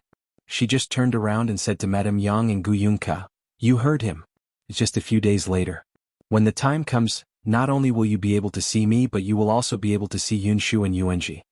Only then did Madame Yang and Yunke let go of her, but they had already begun to count the days seriously. After everything was settled, Gu Yundong took Tong Shuitao and drove the carriage towards the city gate. Tong Shuitao pulled the reins and asked, Miss, since we're going to meet in a few days, why don't we just bring Madam and second Miss back to Yongfu village? Gu Yundong leaned against the wall of the carriage and looked at the bustling crowd at the city gate. Many people were queuing up to leave the city with carrying poles and things. Upon hearing this, she smiled and said, "Didn't you see my father's gaze? It's as if I'm the evil person who broke up Mother and Kiki. I can't afford to offend him. It's better to let father take care of them himself." Perhaps because he had been separated from his family for so long last year, Gu Dajiang especially cherished the time he had with his family. Gu Yundong had long discovered this. Every day when her father came back from school, he would first confirm that his wife and daughter were around before he heaved a sigh of relief. He might have thought that their reunion was a dream. If he was not careful, he would wake up from this dream and his family would disappear. This situation would probably continue for a while before her father slowly adapted. Tong Shuitao did not really understand this psychological problem. In any case, she would listen to Mississippi. The carriage left the city gate. Seeing that the road ahead was wider, Tong Shuitao was about to speed up. Unexpectedly, just as the reins were raised and before she could shake them, she heard Gu Yundong suddenly say, "Wait." Tong Shuitao was puzzled. "What's wrong, miss? If you find any errors, ads pop up, ads redirect, broken links, non-standard content, etc. Please let us know reports so we can fix it as soon as possible." Chapter 697. Evil dogs, stay away. Gu Yundong lifted the curtain of the carriage and looked outside. She asked, "Do you know the location of the manor that brother Shao bought?" "I know." She had already asked her father about this. Gu Yundong paused and said, "Let's go to the manor to take a look." Tong Shuitao was puzzled, but her hands deftly turned the horse and drove in the direction of the manor. Gu Yundong recalled what Shao Qingyuan had said before he left. There seemed to be something going on in the manor. She was curious and decided to take a look. Tong Shuitao happened to know the location. In any case, she was not in a hurry to return to Yongfu village. She was actually very curious. Her father had been to the manor, but she had never been there. This was the betrothal gift that the future husband would give to his wife. As the young miss, she naturally had to announce her identity. Thinking of this, Tong Shuitao was slightly excited, and the speed of the carriage increased. Gu Yundong, who was admiring the scenery outside, the manor was indeed not far away. Gu Yundong saw the things planted in the fields from a distance. Shao Qingyuan had said that a portion of the land was originally used to grow fruits. Later on, after he bought it, it just so happened that after the farming season the fields that planted food had already harvested. He instructed them not to plant food, but to plant fruit trees and medicinal herbs. Many tenants were unwilling, but Shao Qingyuan had always been decisive. If they didn't agree, he wouldn't rent it to these tenants. Originally, when the farmstead changed owners, the previous contract between the tenants and the original owners had already been broken. Even if Shao Qingyuan replaced all of them, no one would dare to say anything. Only then did the tenants not dare to say anything. Later on, when they heard Shao Qingyuan say that he would buy all the fruits and herbs they planted and that the price was not low, they were relieved and began to plant them. Gu Yundong looked at the fields and saw all kinds of fruit trees. Some fruit trees must have been transplanted from other places. The trunks were tall. Some fruit trees were originally planted here and they were already filled with fruits. Some of them had just been planted, and only tree saplings that were half the height of a person appeared. However, it could be seen that they were all well taken care of. Most of these fruit trees were in the periphery, and the medicinal herbs were inside. It seemed that they were surrounded and protected by these fruit trees. There was a fence around the fruit trees, which was similar to the orchard in Yongfu village. The carriage got closer and closer. Just as they were about to see the shadow of the manor, a series of barks suddenly entered their ears. Tong Shuitao was shocked. She instinctively pulled the reins tightly, and the carriage suddenly stopped. In the blink of an eye, the barking of the dog was right in front of him. What made people's hearts skip a beat was the sound of barking continued. It was obvious that it was not one dog. Sure enough, in the next moment, 3 tall and fierce dogs rushed out from 3 directions and surrounded the carriage. Tong Shuitao, F***ck, this dog even knew how to outflank? The 3 dogs did not approach her either. They stood 2 meters away from the carriage and looked at them covetously, but their eyes were fierce and ready to attack. It was as if as long as Tong Shuitao made any movement, they would pounce forward in the next moment and tear her into pieces. Fortunately, Tong Shuitao was strong and good at martial arts. She had also entered the mountains and met wild boars before. She was not afraid of dogs. She even glared at them one by one and sneered. "Evil dogs, stay away. Otherwise I won't be polite. If you find any errors, ads pop up, ads redirect, broken links, non-standard content, etc. Please let us know reports so we can fix it as soon as possible." Chapter 698. They are very cute. She had just finished speaking when Gu Yundong slapped the back of her head. What evil dogs. The 3 dogs are clearly guarding this herb orchard loyally. They're loyal. Don't scare them. I scare them? Miss, did you get the wrong person? Not only her, but a young man who had just run over from behind almost fell to the ground when he heard this. Gu Yundong heard the commotion and looked up to the side. He saw a 20-year-old youth walking over with sweat all over his face. The 3 dogs should be under his control. After he came over, they quietened down and stopped barking fiercely. The young man walked to the front of the carriage and looked up at them. He asked, "May I ask who you are? What are you doing here?" Gu Yundong was still thinking about how to introduce herself when she heard Tong Shuetao jump down from the carriage and say, "My miss is the new master of this manor. Naturally, she's here to inspect the manor." Gu Yundong was speechless. Wasn't this introduction a little shameless? The young man was speechless. Should he let the dogs bite them? He had heard of people who came to find trouble and pretend to be acquaintances, but he had never seen anyone directly come to pretend to be his master. The 2 women probably didn't know that the boss happened to come to the manor yesterday, right? Seeing that the young man was frowning and seemed to be about to release the dogs to bite someone, Gu Yundong explained more clearly, "Shao Qingyuan is at the farm, right? We're here to look for him." Only then did the expression on the young man's face relax. She knows the new boss? Then she shouldn't be here to do bad things. Who are you people? My name is Gu Yundong and Before she could finish speaking, the young man's eyes lit up. You're Madame Dong? You know me? The young man nodded repeatedly. No, I don't. Then why are you nodding? But the boss said that he has a fiancé copyrightee with the surname Gu. Tong Shuetao secretly whispered into Gu Yundong's ear, "Miss, your future husband is afraid that you will run away. You haven't even come to the manor yet, but he introduced you to the people here." There was no need for her to say anything. Gu Yundong's heart was warm. She looked at the young man. "Shao Qingyuan came to the manor yesterday, right? Can I go meet him now?" Of course. The young man was even more certain of her identity when he saw that she knew about the boss visit yesterday. He called out to the 3 fierce dogs and told them to continue guarding. Then he came over to hold the reins of the carriage and led Gu Yundong inside. As he walked, he introduced, "Big Black and the others are actually very obedient and intelligent. With them guarding the orchard here, no one dares to come. Previously, a few people wanted to steal fruits, but they were surrounded by Big Black and the others and almost peed their pants." As he spoke, he felt that she was a little vulgar. How could he say that they peed her pants in front of Miss?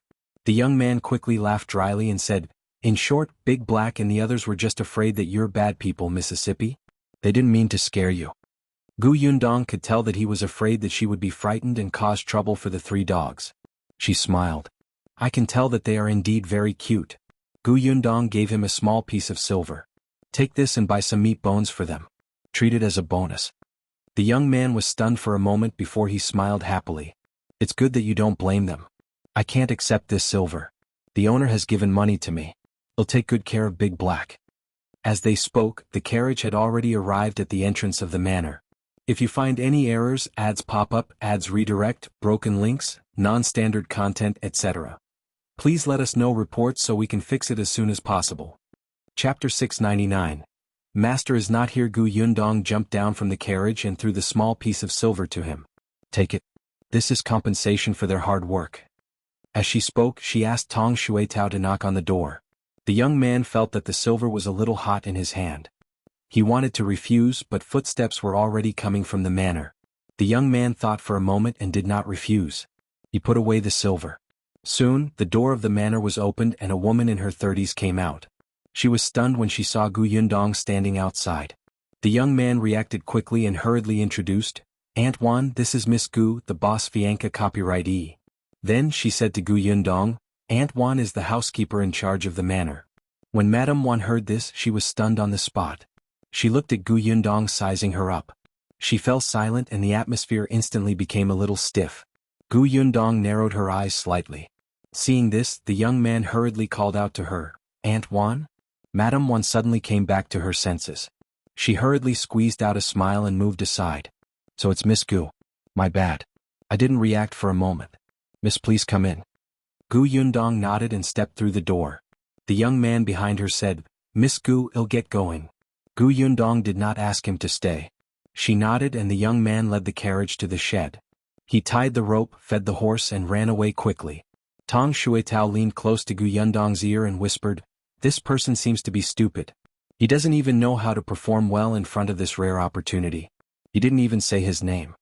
Gu Yundong glanced at her. "Little Tao, you actually have the cheek to say that others are stupid? If we want to know his name, we can ask someone else." Madame Wan led the way and did not hear their conversation. Hence, Tong Shuitao took a few steps forward and asked, "Aunt Wan, what was the name of that young man just now?" Aunt Wan hurriedly said, "That's Yuan Qing from the Yuan family. The Yuan family is a tenant in the manor. Yuan Qing has been naughty since he was young. He raised a few dogs that are especially fierce, so we don't dare to approach them. Master said that those dogs are perfect to protect the orchard and gave the Yuan family a lot of money to take good care of those dogs." Yuan Qing? Tong Shuitao got the information she wanted and returned to Gu Yundong's side. When the three of them entered the courtyard, Gu Yundong took a closer look at the manor. Although Shao Qingyuan said that the farmstead was small, it was still much bigger than her house in Yongfu village. The so-called small was only relative to those big farmsteads. They walked inside. When they were about to reach the central room, Madame Wan raised her voice and shouted, Hubby, Miss Gu is here." Not long after she finished speaking, footsteps came from ahead. Gu Yundong looked up and saw a tall but thin man coming out of the room. The man walked over quickly. When he heard Madame Wan's introduction, his expression immediately became more respectful. "So it's Miss Gu. I didn't go out to welcome you in time. Please forgive me. This should be the head of the manor, Shui Zongguang."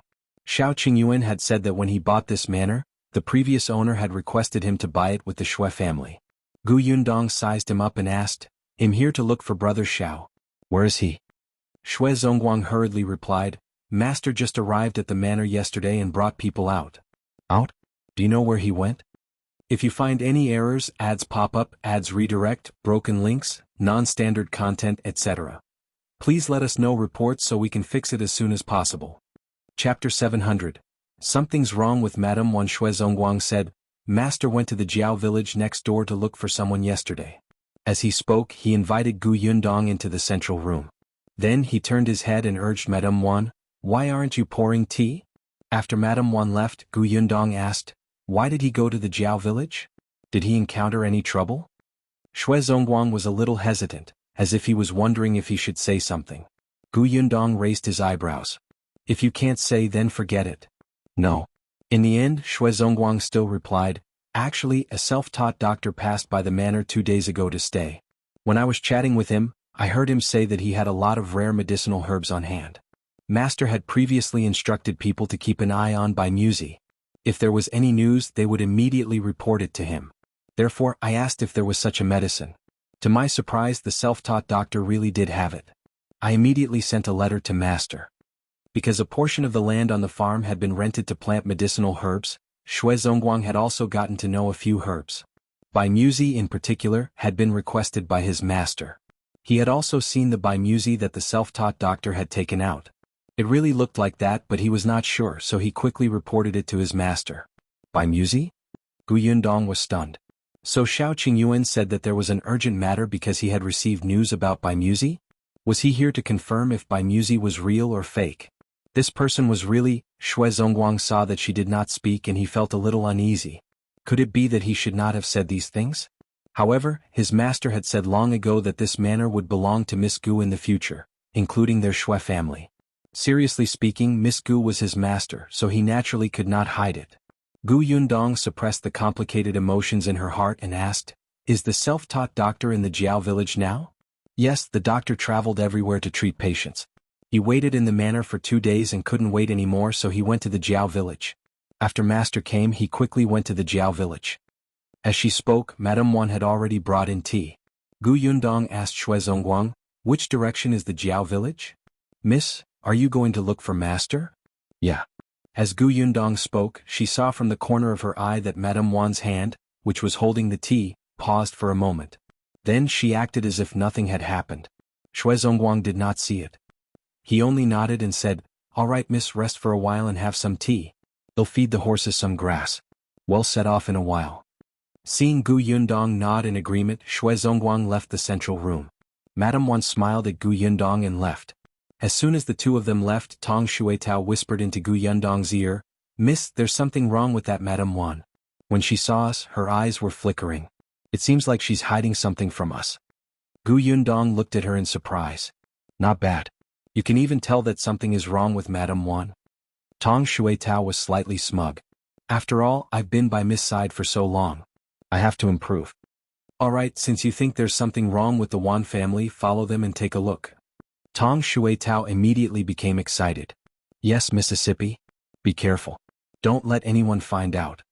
Tong Shuitao clenched her fists. Miss, don't worry. I've learned martial arts for so long. I have this ability to eavesdrop. It was as if eavesdropping was a glorious thing. Gu Yundong was very upset. She waved her hand and asked her to leave quickly. Tong Shuitao chuckled, but her footsteps were very light as she followed Madame Wan.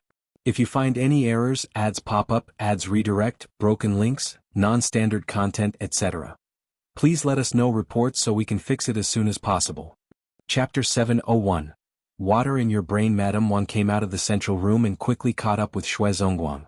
After turning a corner, she finally couldn't take it anymore. She pulled Zongguang and said with a complaining tone, "Why did you bring her to look for master?" Tong Shuitao happened to hear this, and her eyes flickered slightly as if she was about to hear a big secret. Zongguang frowned and said in a low voice, "Miss is master's fiancée. If she wants to see master, we naturally have to bring her along. What's wrong with that?"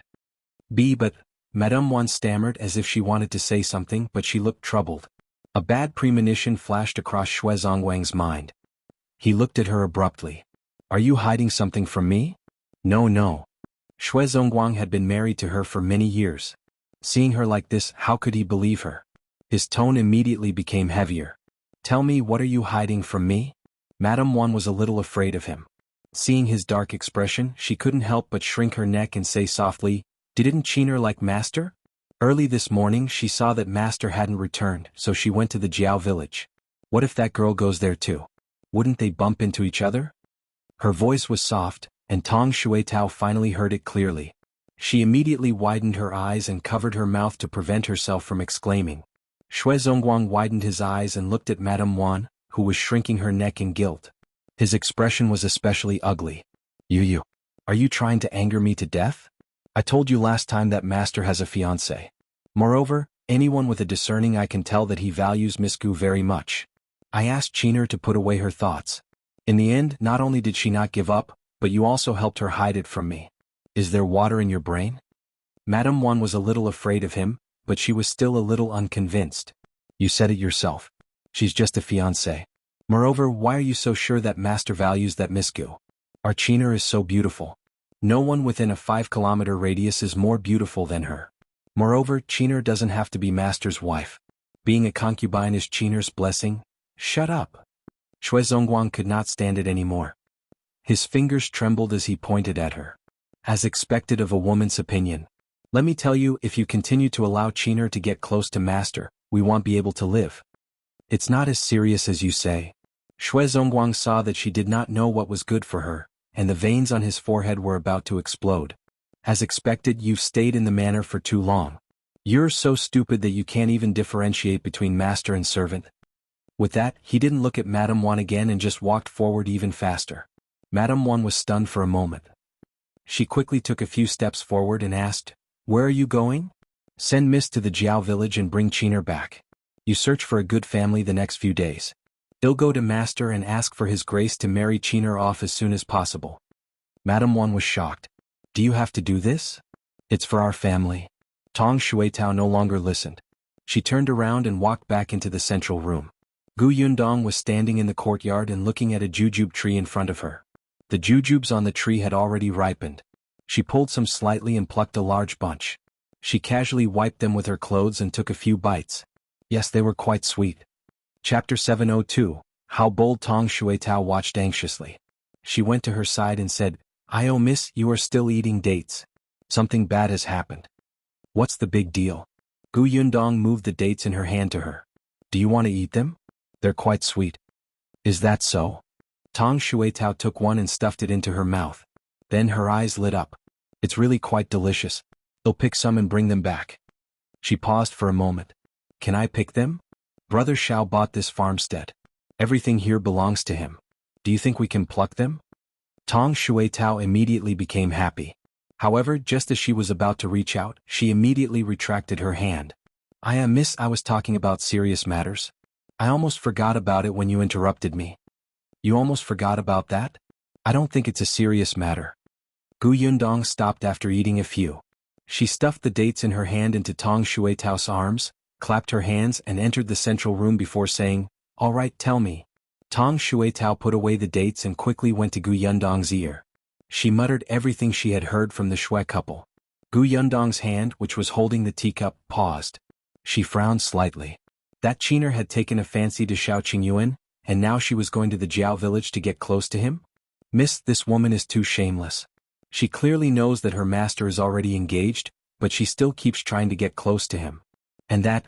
Yundong stood up with a swish and walked out of the door without another word. Tong Shuetao was stunned. Miss, where are you going? Jiao village. Tong Shuetao hurriedly followed. She ran so quickly that her dates almost flew away. Yundong walked very quickly. Just as he reached the door, he bumped into Zongguang. Zongguang was stunned. Miss, the carriage is already at the door. Are we going to the Jiao village now? Yundong nodded and walked out of the door expressionlessly. For a moment, Zongguang was very nervous. He could clearly feel that Yundong's expression was much colder than before. He even saw Tong Shuetao, who was following behind, glare at him. Zongguang frowned, but he did not dare to delay any longer. After Yundong and her companion got into the carriage, he sat on the shaft and headed straight for the Jiao village. Tong Shuetao sat opposite Yundong and watched as Miss closed her eyes and did not speak. Her heart was beating like a drum. Miss seemed to be angry. Had she been too straightforward just now? She should have been more tactful and prepared Miss mentally. It was all Qiner's fault. That vixen was shameless. Tong Shuetao scolded Shui Qin in her heart. However, Yundong, who was sitting opposite her, had mixed feelings. She wasn't angry. She was just a little unhappy. When she heard the news, she became a little frustrated. Perhaps Shao Qingyuan's reputation in Yongfu village was not good, so the women in Yongfu village and even the nearby villages did not dare to approach him. Most of them ran away when they saw him. So much so that Yundong almost forgot that Shao Qingyuan was also a very handsome man. He was a person who made women blush and their hearts beat faster. After leaving Yongfu village, there would probably be many women who did not understand Shao Qingyuan's personality and wanted to pounce on him. Yundong had always been busy. In addition, Shao Qingyuan had always put her first, giving her a sense of security. She had never thought that a woman would try to steal him away. This Shui Qin was indeed bold. Chapter 703. Came out of reputation. The carriage traveled quickly and soon arrived at the entrance of the Jiao family village. Zongguang asked the villagers where the self-taught doctor lived. Sure enough, someone pointed at the village chief's house and said, "Over there. Do you see that big house? He's been staying there for the past 2 days." As he spoke, the villager added, "You're also here to see that doctor? That's unfortunate. Dr. Lu happened to enter the mountain to pick herbs. He went yesterday. I don't know if he can come back today." Pick herbs? Yundong looked at the mountain not far away. This mountain was not as big as Yongfu village, but it was not small either. But it didn't matter. She wasn't here to look for a doctor. Hence, Zongguang changed the question. "Then do you know that a young master surnamed Shao came here yesterday?" "Oh, you mean young master Shao? I know him." The villager nodded. "He's also at the village chief's house. He should still be there." "Thank you." Zongguang thanked him and drove the carriage towards the big house pointed out by the villagers. However, the road in the Jiao village was not easy to ride on. The path was very narrow and the carriage could not pass through. The three of them could only get out of the carriage and tie it to the door of a farmer's house. They asked someone to help keep an eye on it before walking towards the village chief's house. After taking a few steps, Zongguang suddenly stopped in his tracks and pointed in the direction of the village chief's door in surprise. "Miss, that's Dr. Lu." Yundong looked up and saw a middle-aged man carrying a medicine basket slowly walking towards the village chief's courtyard. It seemed that they had come at the right time. Dr. Lu had just returned. Moreover, Dr. Lu seemed to be quite popular in the Jiao village. As soon as he entered the courtyard, a few villagers followed him. She even shouted, "Dr. Lu, you're finally back. Have you collected all the medicine?" "Dr. Lu, my grandson's cough is getting worse. Did you find the herb you mentioned yesterday?" "Dr. Lu, I felt a little dizzy just now. Take my pulse. Am I sick?" "Dr. Lu." A few people entered the courtyard and the village chief's house instantly became lively. Yundong frowned. Zongguang, who was beside her, said, There's no physician in the Jiao village. This is the countryside. Even if someone has a minor illness, they don't take it seriously. Dr. Lu came to treat everyone. I heard that he doesn't charge medical fees and only takes some medicinal herbs as a token. So everyone who's sick or not has come to let him take a look. Yundong was a little surprised. There was no consultation fee. Let's go and take a look. Yundong took the lead and walked towards the small courtyard. Zongguang and Tong Xuetao hurriedly followed. They were a step too late. There were already many people in the courtyard. A young man was talking to everyone. I know everyone is anxious, but young Master Shao has been waiting here for the entire day. First come, first served, right? When young Master Shao and Dr. Lu are done talking, Dr. Lu will come out and treat everyone immediately. Calm down, calm down. A villager asked curiously, Jiao Laosan, is this young Master Shao also here to see a doctor? Isn't he a young master? He doesn't look like he lacks money. Why don't you go to the city to see those doctors? This means that our Dr. Liu's medical skills are good, so this young Master Shao came because of his reputation. Yes, he came because of the doctor's reputation. Unexpectedly, as soon as the two villagers finished speaking, a furious voice suddenly came from inside. If you find any errors, ads pop up, ads redirect, broken links, non-standard content, etc. Please let us know reports so we can fix it as soon as possible. Chapter 704. This herb is fake. Nonsense, this is simply nonsense. His voice was a little loud and stern. Accompanied by the sound of slamming the table, the villagers who were chatting in the courtyard fell silent for a moment. After a while, someone whispered, "This sounds like Dr. Liu's voice. What's wrong? What happened?" Jiao Laosan was also stunned for a moment. He was the third son of the village chief and was afraid that something would happen inside. He quickly turned around and entered the house. The other villagers looked at each other. After a pause, they squeezed to the door. Yundong also walked forward, but she did not move into the crowd. She looked around and walked to the window beside her. She looked in through the open window. There were a few people sitting in the central room. One of them was Dr. Lu, whom he had seen earlier. At this moment, his face was red and his eyes were wide open. The beard on his chin trembled and he looked very angry. There was also a man in his 40s in the central room. He looked a little like Jiao Laosan. He should be the village chief of the Jiao village. Then Shao Qingyuan sat on the chair and drank tea calmly. He was exceptionally calm in the face of Dr. Liu's anger. The thing you took out is indeed not by Musi. This herb is fake.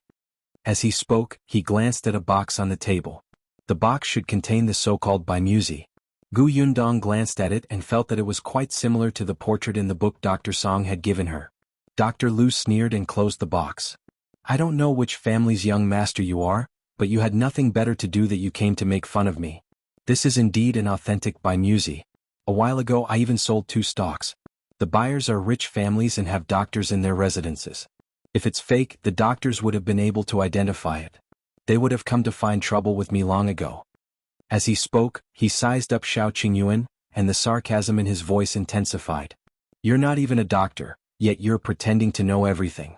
This will only make you look ignorant. The villagers outside also felt that it made sense. A villager who had let Dr. Lu treat him shouted, that's right, you're not a doctor. Do you know how precious this herb is? Is this by Musi too expensive? If you can't afford it, you cannot belittle Dr. Lu here. He's definitely trying to lower the price. Dr. Lu, don't fall for it. At most you won't sell it. There will always be people who know their stuff. When Dr. Lu heard this, he nodded and even turned around to cup his hands at everyone. Thank you, everyone, for speaking up for me. Then he turned to look at Shao Qingyuan. I'm not selling by Musi anymore. You can leave. Zhou, who was standing behind Shao Qingyuan, sneered. You're the shameless person who doesn't know anything and earn black-hearted money by tricking people. Our young master knows much more than you do. A villager immediately said, Dr. Lu didn't earn black-hearted money.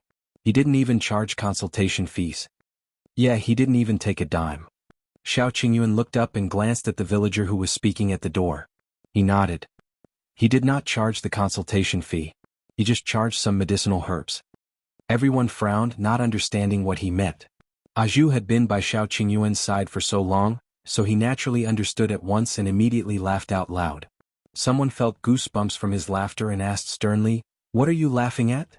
If you find any errors, ads pop up, ads redirect, broken links, non-standard content, etc. Please let us know reports so we can fix it as soon as possible.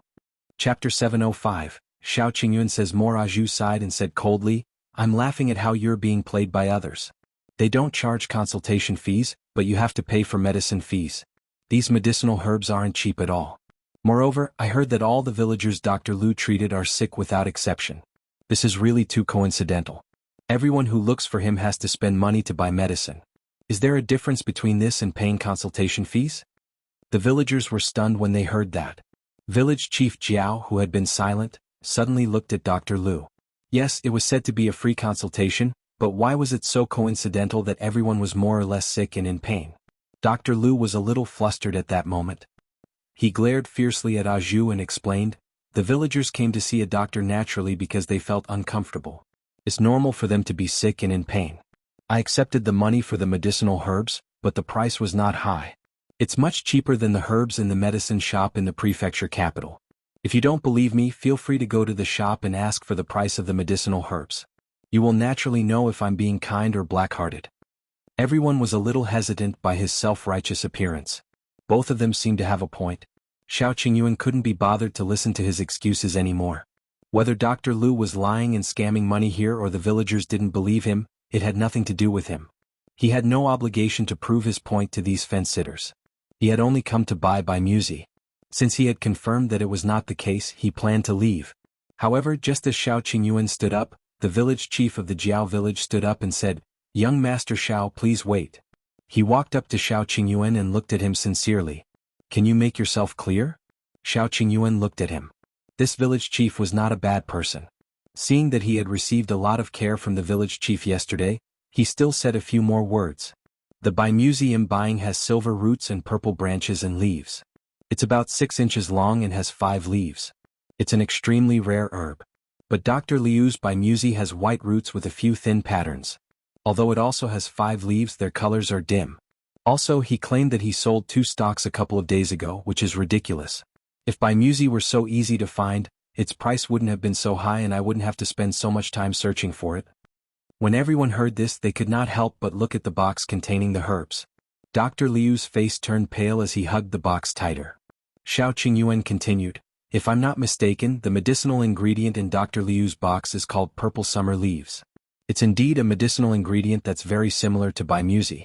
This medicinal ingredient is also rare, but it's much more ordinary than musi. The price is also worlds apart. As for its medicinal properties, it's neither good nor bad, right? It can be eaten as a tonic, but it's useless for treating illnesses. Dr. Liu's forehead was covered in cold sweat. Shao Qingyuan sneered and glanced at the herb basket beside him. Also, the herbs he picked on the mountain today are all weeds with little medicinal effect. If you don't believe me, take the herbs in his herb basket to the doctor in town to take a look. When everyone heard this, they instantly stared at Dr. Liu's medicine basket with burning eyes. Jiao Laosan received his father's gaze and immediately took a step forward to get the medicine basket. If you find any errors, ads pop up, ads redirect, broken links, non-standard content, etc., please let us know reports so we can fix it as soon as possible. Chapter 706. The girl in front. Dr. Liu's expression changed drastically. He subconsciously reached out to hug the medicine basket. In this way, everyone understood. Their expressions changed drastically and they glared at him angrily. They were so angry that their bodies were trembling. You shameless thing, you actually used this medicinal herb to deceive us. No wonder my grandson hasn't recovered after coughing for 2 days. You heartless thing, you want to kill us. This is treatment, you quack. If anyone's illness is seriously delayed by you, you'll be the murderer. Bring him to the officials, village chief. This kind of black-hearted thing must be sent to the officials. Yes, he must have tricked other villages too. I don't know how many people around here have been persecuted by him. Maybe the herbs he sells have already killed people.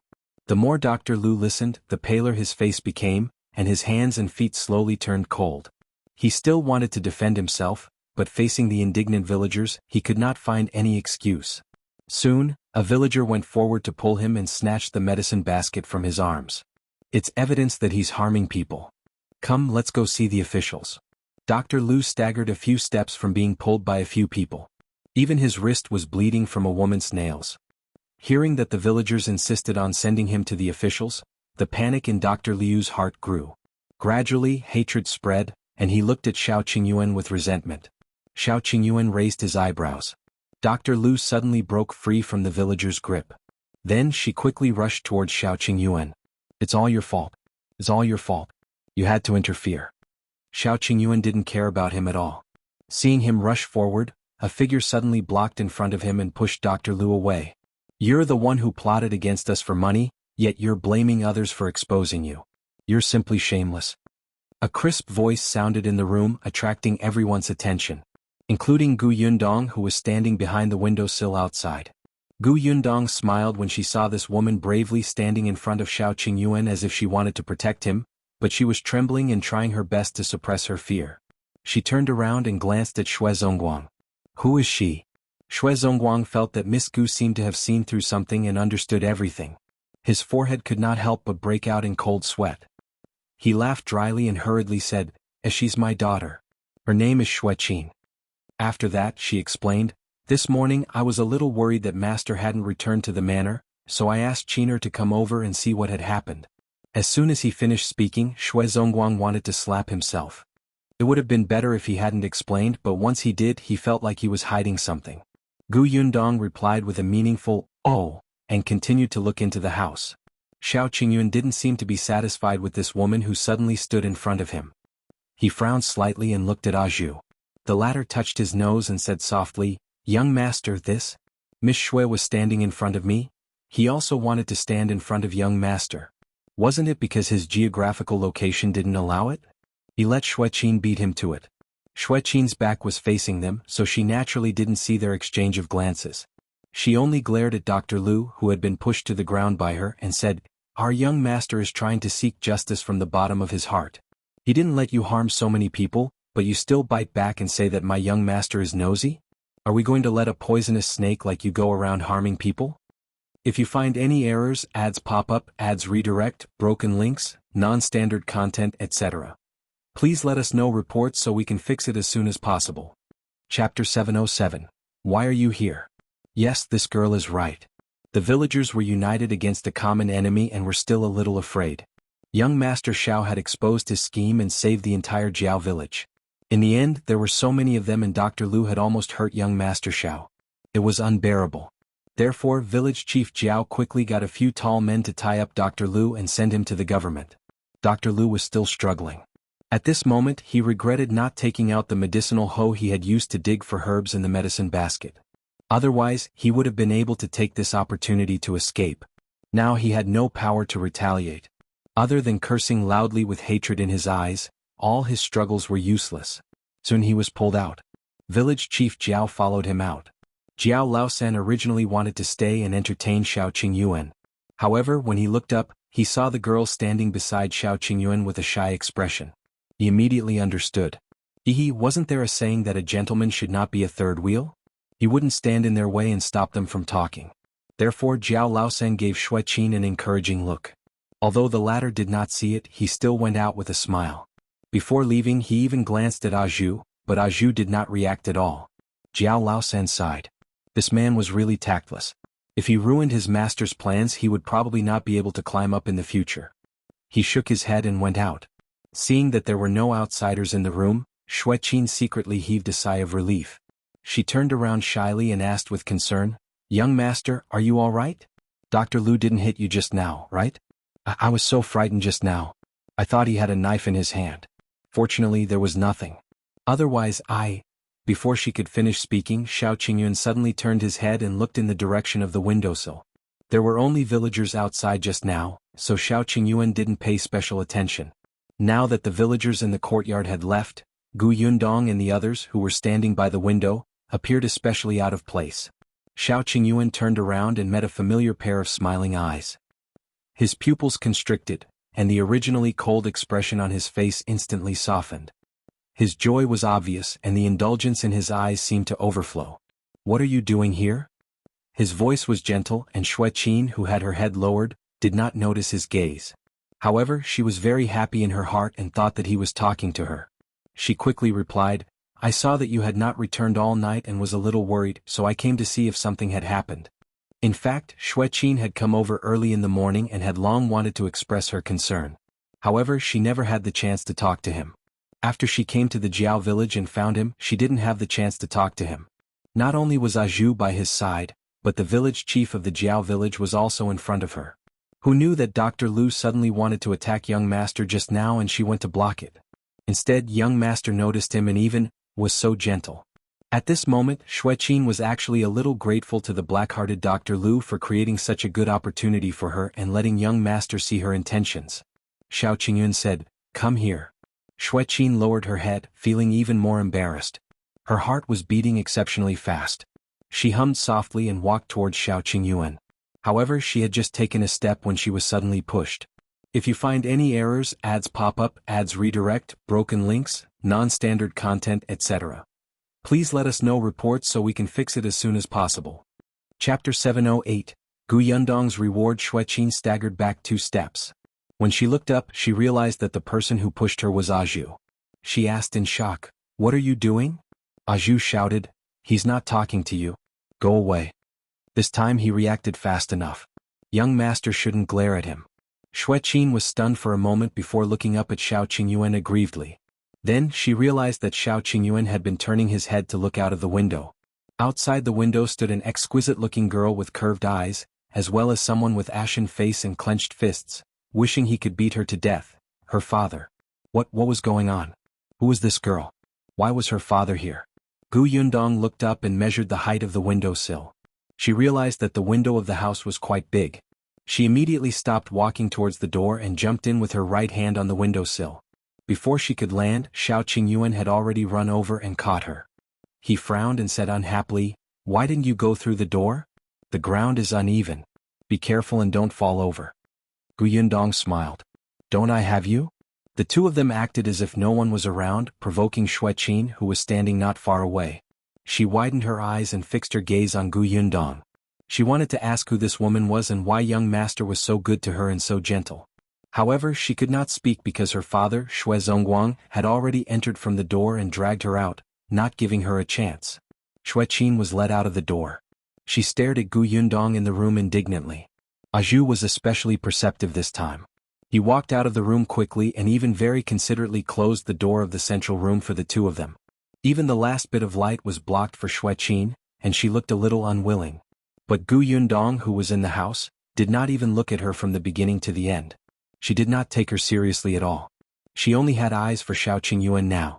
After everyone left, Shao Qingyuan couldn't help but squeeze her hand and ask again, "Why are you here?" "I'm here to see what kind of trouble you're in." The gentleness in Shao Qingyuan's eyes intensified. "You know now." "Yes, I do." Yundong slowly took a deep breath. "It turns out that you've been looking for Bai Muzi all along, and you've memorized Bai Muzi's characteristics and appearance. You're even afraid of mixing it up with other herbs and finding the wrong one, so you remember the herbs that look similar clearly. Did you put in a lot of effort?"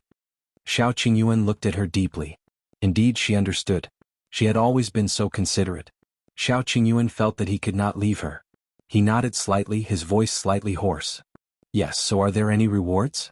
Yundong tilted her head, thought for a moment, and suddenly grabbed her waist. Shao Qingyuan thought that she would hug him, but in the next moment, the woman in front of him suddenly tiptoed and kissed his face. "Shao Qingyuan." He widened his eyes and looked at the woman who had already retreated. She was still smiling as if everything just now was just his imagination. "You don't like it?" Yundong could not help but ask when she saw that he did not react for a long time. Shao Qingyuan suddenly came back to his senses. "I like it very much. Let's do it again?" "Damn you. You're pushing your luck. If you find any errors, ads pop up, ads redirect, broken links, non-standard content, etc. Please let us know reports so we can fix it as soon as possible. Chapter 709, Yundong's Guilt. Yundong patted her hand and said, "Since you came to look for Bai Muzi, why didn't you tell me the day before yesterday?" "It's not easy to get Bai Muzi. I'm worried that it's fake news. We have to confirm it first. Otherwise, won't all of you be happy for nothing?" Reality proved that it was indeed fake. Even though he didn't have much hope from the beginning, Shao Qingyuan was still disappointed. Yundong asked him, "Other than this time, how many other times have you heard news about Bai Muzi?" "2 times, I guess." "Unfortunately, neither of them are real." Yundong fell silent for a moment. She did not speak. Shao Qingyuan could not help but pat her back. "What's wrong? There's no need to be disheartened. We'll find it eventually. It's not like there's only one Bai Muzi in the world. We'll find it if we search longer." Gu Yundong sighed and smiled bitterly. Bai Muzi is clearly what my mother needs.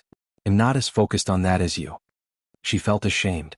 It seemed that ever since she brought Madame Yang to see Song Dejiang and confirmed that her life was not in danger, Gu Yundong had been half relieved. Although she was also looking for Bai Muzi, she was no longer in such a hurry. As for Shao Qingyuan, in order to find Bai Muzi, he went deep into the mountains, opened a pharmacy, memorized the medicinal ingredients, and understood the characteristics of similar herbs. As long as there was any news, he would personally go over to confirm it. She actually did not know how much he had done and how much effort he had put in. Compared to him, she did very little. Gu Yundong lowered her head slightly. At that moment, self-reproach and guilt surged. Shao Qingyuan was stunned for a moment before saying, "Aren't you earning money?" Shao Qingyuan pinched her tender cheek and felt the soft touch under his hand. His voice was hoarse as he said in a low voice, "I'm looking for the herbs. Isn't it just right for you to earn money and buy them?" His voice was low and deep, as if he could comfort people. Bai Muzi is rare and expensive. If you don't work hard to earn more money, what if you can't buy it when you find it later? That seemed to make sense. Your ability is limited alone. You can't take care of everything. You've already done it very well. Besides, I can't let you do everything. Then why do you still need me, your fiancé? You have to leave something for me to do. Gu Yundong laughed. When did this person become so good at comforting people? She was really too used to doing everything herself, even though she had a family and a fiancé now. However, she was only one person after all. There were some things that she could hand over to someone close and trusted, right? Gu Yundong suddenly understood. She hugged Shao Qingyuan. All right, let's work hard together. You'll be in charge of working hard to earn money. You'll be in charge of finding medicinal herbs and treating my mother. Okay. The woman in his arms was soft. Holding her, Shao Qingyuan felt unprecedented satisfaction. He couldn't bear to let go. Unfortunately, there was a commotion outside the door. Gu Yundong let go of him and rubbed his face twice with a smile until it was red. It's getting late. Let's go back first. Shao Qingyuan heaved a sigh of relief and pulled her open the door. The few people standing outside were stunned for a moment and quickly took a few steps forward. Shao Qingyuan and Xue Qin didn't look at the expectant Xue Qin and walked out of village chief Jiao's house first. The Jiao village was very lively. Shao Qingyuan didn't care and the group walked towards the entrance of the village. If you find any errors, ads pop up, ads redirect, broken links, non-standard content, etc. Please let us know reports so we can fix it as soon as possible. Chapter 710. Forgot your identity. Shao Qingyuan helped Gu Yundong into her carriage while Tong Shuitao rode. As for his original carriage, he handed it to Zhou. As soon as Zhou sat in the shaft of the carriage, he said to Xue Qin, who also wanted to come up, "Walk back yourself." After saying that, he shook the reins and the horse chased after the carriage in front. Xue Qin's eyes widened in disbelief as she looked at the carriage that was getting further and further away. She was so angry that her entire body was trembling. She stomped her feet fiercely and said to Zongguang, who had also been left behind, "Father, look at him. What kind of person is this?" As soon as young master left, he immediately changed his expression and didn't take us seriously. That carriage isn't his. However, Zongguang suddenly shook off her hand and said, "You're the one who thinks too highly of yourself. Who do you think you are? You're just a servant. What right do you have to sit in master's carriage? Little brother Zhou has been by master's side for so long, but you've only seen master twice. You didn't even leave a good impression on master. Zhou is already being polite to you." Xue Qin's eyes widened in disbelief as she looked at her father who had scolded her. "Father, what are you talking about? Yes, we're servants. Others look down on us, but we can't look down on ourselves. What's wrong with servants? Are servants not humans? Besides, who said that I didn't leave a good impression on master? I helped master block the danger just now. Master must be touched." It was as if Zongguang was meeting his daughter for the first time. As expected, they had stayed in the manor for so long that they had forgotten their identity and really thought of themselves as the master of the manor. He raised his hand and slapped her hard across the face. Xue Qin only felt a burning pain on her face, and her expression was filled with shock. "Father, you hit me?" "Yes, I'm waking you up. You're trying to get close to master even though you know he has a fiancé. That's shameless." Zongguang sneered. "Master is touched? I didn't see that at all. Do you think that it was something to protect your master? Let me tell you, it was completely unnecessary. If you hadn't been in his front, he would have kicked Dr. Liu away. I saw everything outside of the window. Master was not touched, only annoyed." "No way. Shui Zongguang felt extremely tired and blamed himself for not teaching his daughter well. Just as he was about to say something, he heard a soft click. Shui Zongguang was stunned and looked up. He saw Jiao Laosan walking out from the corner with an awkward smile on his face. It seemed like he had been standing there for a while and had probably heard a lot of things. No matter how much Shui Zongguang wanted to educate his daughter, he could not do it in front of outsiders. He smiled at Jiao Laosan and dragged Xueqin away. Jiao Laosan rubbed his nose and watched as the father and daughter walked further and further away. Then he punched the wall in frustration. It turned out that he was the one who was really insensitive. He had almost done something bad out of good intentions. Shui Zongguang brought Xueqin to the manor in a hurry. The Jiao village was not far from the manor, but it still took them a lot of time on their two legs. When the two of them arrived outside the manor, Shui Zongguang saw Madame Wan standing at the entrance with a worried and resentful expression. Shui Zongguang had a bad feeling. He quickly took a few steps forward and asked, "Why are you standing here? If you find any errors, ads pop up, ads redirect, broken links, non-standard content, etc. Please let us know reports so we can fix it as soon as possible." Chapter 7:11. Something big happened when Madame Wan saw him coming over. She quickly took 2 steps forward and said, "Why are you only back now? Let me tell you, something big has happened." "What is it?" Shui Zongguang's heart skipped a beat. Madame Wan did not notice his expression. She only pointed in the direction of the orchard and said, "2 people actually came to steal herbs in broad daylight and were caught. However, they killed Big Black. Master and Miss are interrogating them now." "They killed Big Black?" Shui Zongguang's face instantly darkened. Although Big Black was not raised by him, he had watched it grow up. That dog looked fierce but was very protective of its master. He did not expect it to be killed by 2 thieves. He could not care less about his legs that were a little weak from rushing. He wiped his sweat and turned to walk towards the orchard. Unexpectedly, he had only taken a step when he heard Madame Wan's noisy voice behind him. "Qiner, what's wrong with your face? Who beat you up? Mother will avenge you." Just now, Madame Wan only saw her husband and daughter return. With something on her mind, she did not pay attention to Xueqin. It was only then that he realized that Xueqin had been covering her face. Once she let go, the clear 5-finger mark on her face was simply terrifying. Madame Wan was furious on the spot. Xueqin looked at Shui Zongguang with some complaints, which reminded Shui Zongguang of what the mother and daughter had done. He immediately said impolitely, "I did." Madame Wan was shocked, but when she saw Shui Zongguang's fierce expression, she was a little afraid. Shui Zongguang snorted coldly. "Bring her back and boil an egg for her face. Then lock her in the room and don't let her out. At least, keep her in the room until master leaves." "Father." Shui Zongguang ignored her and warned Madame Wan, "You'd better listen to me. Otherwise, don't blame me for being rude and chasing you and your daughter out." Madame Wan wanted to retort, but she didn't dare to. She hurriedly nodded. I understand." As she spoke, she went over to pull Xueqin. Ignoring her dissatisfaction, she forcefully brought her into the manor. Only then did Shui Zongguang turn around and run in the direction of the orchard. Before she could walk in, she heard a commotion and vaguely heard Yuan Cheng's suppressed cries. Shui Zongguang's heart ached as he quickened his pace. Indeed, there were many people standing in the middle of the herb orchard surrounded by fruit trees. Other than Shao Qingyuan, Gu Yundong and the others, there were also many tenants who looked murderous. There were 2 people lying on the ground in the middle. Their bodies were firmly tied with ropes. It seemed that they were the 2 thieves. Yuan Cheng's face was covered in tears and he looked extremely sad. There was a mess of blood at his feet and it looked a little shocking.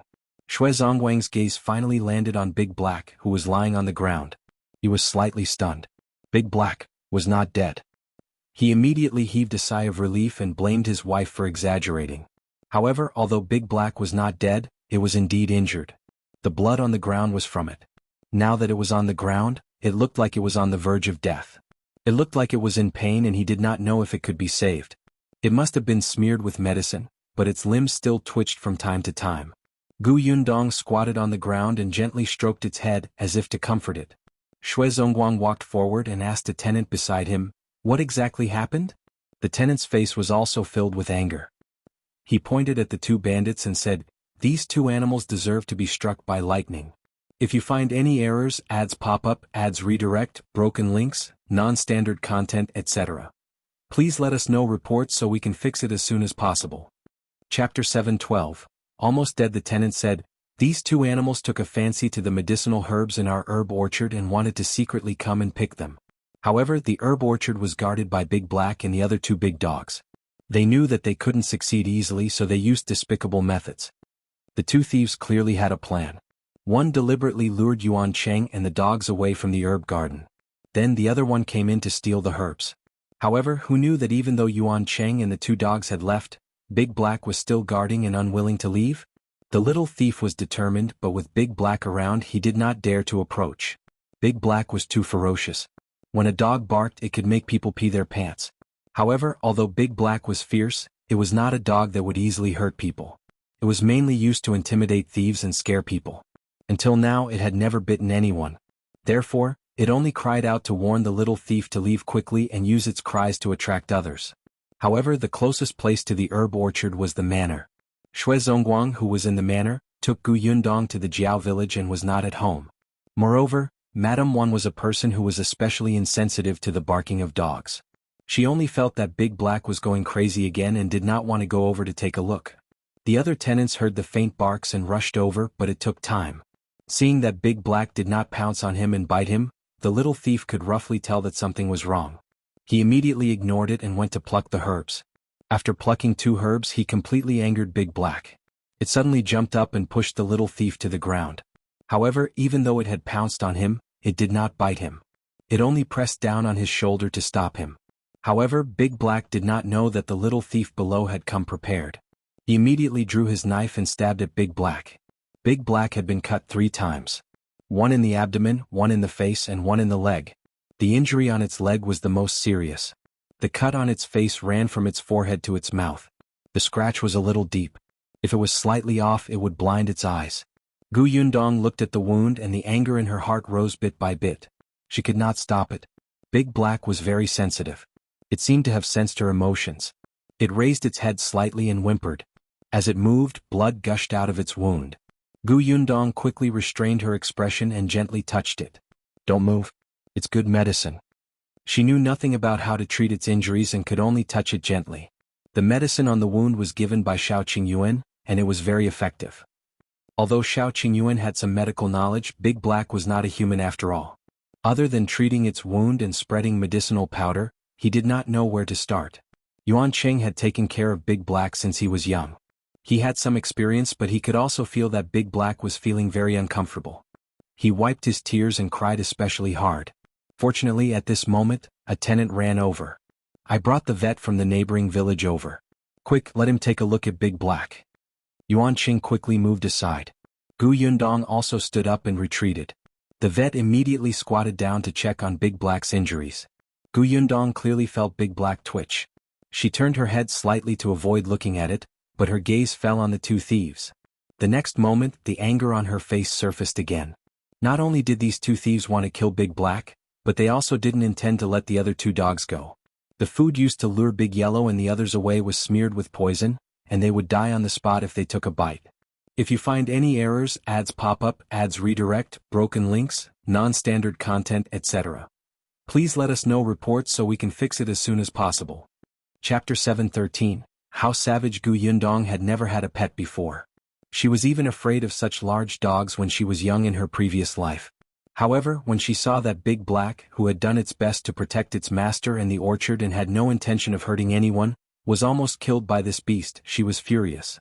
Especially since the two of them did not have any regrets, her anger was maxed out. After squeezing through the crowd, Yundong walked to the two thieves and said to Tong Shuitao and Zhou, "Drag these two things over there." Yes. Tong Shuitao and her companion were already eager to give it a try. They immediately dragged the two of them, whose mouths were gagged and their hands and feet tied, into the tall orchard. The two of them looked up and whimpered at Yundong as if asking her to let go of them. The others found it strange, so a few of them followed over to take a look. Zongguang also went over. Just as he arrived, he saw Zhou remove the cloth balls that blocked the two thieves' mouths. The two of them immediately cursed, "Let us go? What do you want? We didn't steal anything. Can you kill us?" Tong Shuitao went over and slapped each of them fiercely. "You didn't steal anything, but you almost killed our dogs. So be it. They're not human. What are you doing? Do you still want to avenge them?" The two of them were a little arrogant. "Or are you sending us to the officials? Come on, Let's see how the county magistrate will judge this case. In any case, they did not steal anything. At most, they would be locked up for 2 days. There was no law here that said that a person who killed a dog had to be sentenced. Tong Shuitao was furious. How could there be such a shameless person? She still wanted to hit him, but Gu Yundong stopped her just as she raised her hand. Tong Shuitao turned her head. Mississippi. Step back. Gu Yundong waved her hand. Tong Shuitao glared at the two of them and took a few steps back. The two thieves immediately sneered and stuck their tongues into their cheeks that had been slapped just now. They thought to themselves that they would get back at her after they were untied. They would teach this girl a lesson. Zongguang and the other tenants were angry, but what could they do? They couldn't really kill the thieves, and it didn't seem like they would suffer anything if they were sent to the officials. At most, they would be beaten and let go. Zongguang thought for a moment and took a few steps forward. He was about to say that he would deal with these two people. Unexpectedly, Gu Yundong suddenly raised her leg and kicked the two of them in the chin. Zongguang, the tenants were speechless. Ah! The two of them screamed and rolled back in unison. They fell to the ground for a long time and did not react. After a while, they slowly opened their mouths and spat out a mouthful of blood and teeth. Gu Yundong stomped her feet and took another step forward. She didn't say anything. She rubbed her right wrist slightly. After the two of them sat up, she punched one of them heavily in the stomach. She swung her hand back fiercely at the other person's head, grabbed his hair, and slammed him to the ground. The tenants took a deep breath. What a cruel method. Zongguang felt a chill on his neck. Only Zhou and Tong Shuitao were very calm. They were both people who had seen the world. This was just a small matter. Gu Yundong clapped her hands and stood up. The two thieves had only been hit twice and could no longer sit up. The taste of blood filled their mouths and their stomachs and heads hurt terribly. She looked up at Gu Yundong with narrowed eyes. It was as if she was looking at a female devil. It made people feel as if their lives were in danger at any moment. Gu Yundong looked down at them and asked, "Who's the mole? If you find any errors, ads pop up, ads redirect, broken links, non-standard content, etc. Please let us know reports so we can fix it as soon as possible." Chapter 7:14, They Are Together the Mole? Everyone looked at each other. Only the two people's eyes flickered, and a trace of shock flashed past their eyes. Zongguang quickly took 2 steps forward. "Aunt Miss, what do you mean by the mole? There's no insider? How can you be so well prepared for your first time stealing?" Gu Yundong sneered. "No, it's not enough. It seems that the insider doesn't know this place very well, but it's definitely not just you. Where are your accomplices?" The two of them immediately denied it. However, they had just lost their teeth and their words were a little blurred. "Don't have an insider. No others. I don't know what you're doing. You're still not crying after seeing the coffin. Then let me see if your bones are really so hard." As Gu Yundong spoke, a cruel smile appeared on his face. The two of them instantly felt their scalps tingle. They had yet to understand what she meant. Gu Yundong suddenly kicked the two of them to the ground. Then she stepped on one of their ankles and crushed them ruthlessly. Ah! A shrill cry like a pig being slaughtered sounded, piercing one's eardrums. Even Big Black, who was receiving treatment not far away, could not help but tremble. Gu Yundong frowned and said to Zhou, "Shut him up." "All right." Zhou stuffed the cloth ball into his gaping mouth. Then he looked at the other person and asked, "Miss, do we need to shut up this person first?" Gu Yundong looked at him. The man looked at his companion's broken leg in shock. He finally understood what Gu Yundong meant. He was afraid. This woman looked weak and easy to bully, but she was more ferocious than any man present. She seemed to dare to do anything. This time she had broken his companion's foot. Was she going to break his hand next? His life was more important. When the man saw that Zhou was really going to gag him after Gu Yundong nodded, the pain in his body instantly magnified infinitely. He hurriedly shouted, "He'll tell everything. Don't hit me." Gu Yundong let go of his leg and walked to the other person, ignoring the fact that he had fainted. "Speak." "Yes, it's Dr. Liu. We're in cahoots with Dr. Liu. Dr. Liu should be in Zhao village now." Everyone was stunned when they heard that. The tenants present all knew Dr. Liu. They had always felt that he was a very kind person who treated people for free. Only Zongguang, who had just returned from the Zhao village and already knew Dr. Liu's true appearance, came to a realization. So it was him. Yes, Dr. Liu had been here for 3 days. Although he had never entered the orchard and herb garden, he had walked around the periphery and knew about the existence of Big Black and the others. He also learned some things from the tenants. Therefore he only knew a little. These two people took advantage of the time when Dr. Lu had lured Shao Qingyuan and Shui Zongguang away from the Jiao village to steal the herbs in the herb garden. Gu Yundong knew what she wanted to know and also beat them up. Although she was still angry, she stopped. She clapped her hands and got Zhou to cover his mouth again. Then she said to Shui Zongguang, "Send them to the officials." A tenant immediately said, "No, it won't be a crime even if they're sent to the government." They actually wanted to beat them up one by one. At the very least, they wanted them to suffer and learn a lesson. However, they were beaten up so badly now. If they attacked again, would they kill them?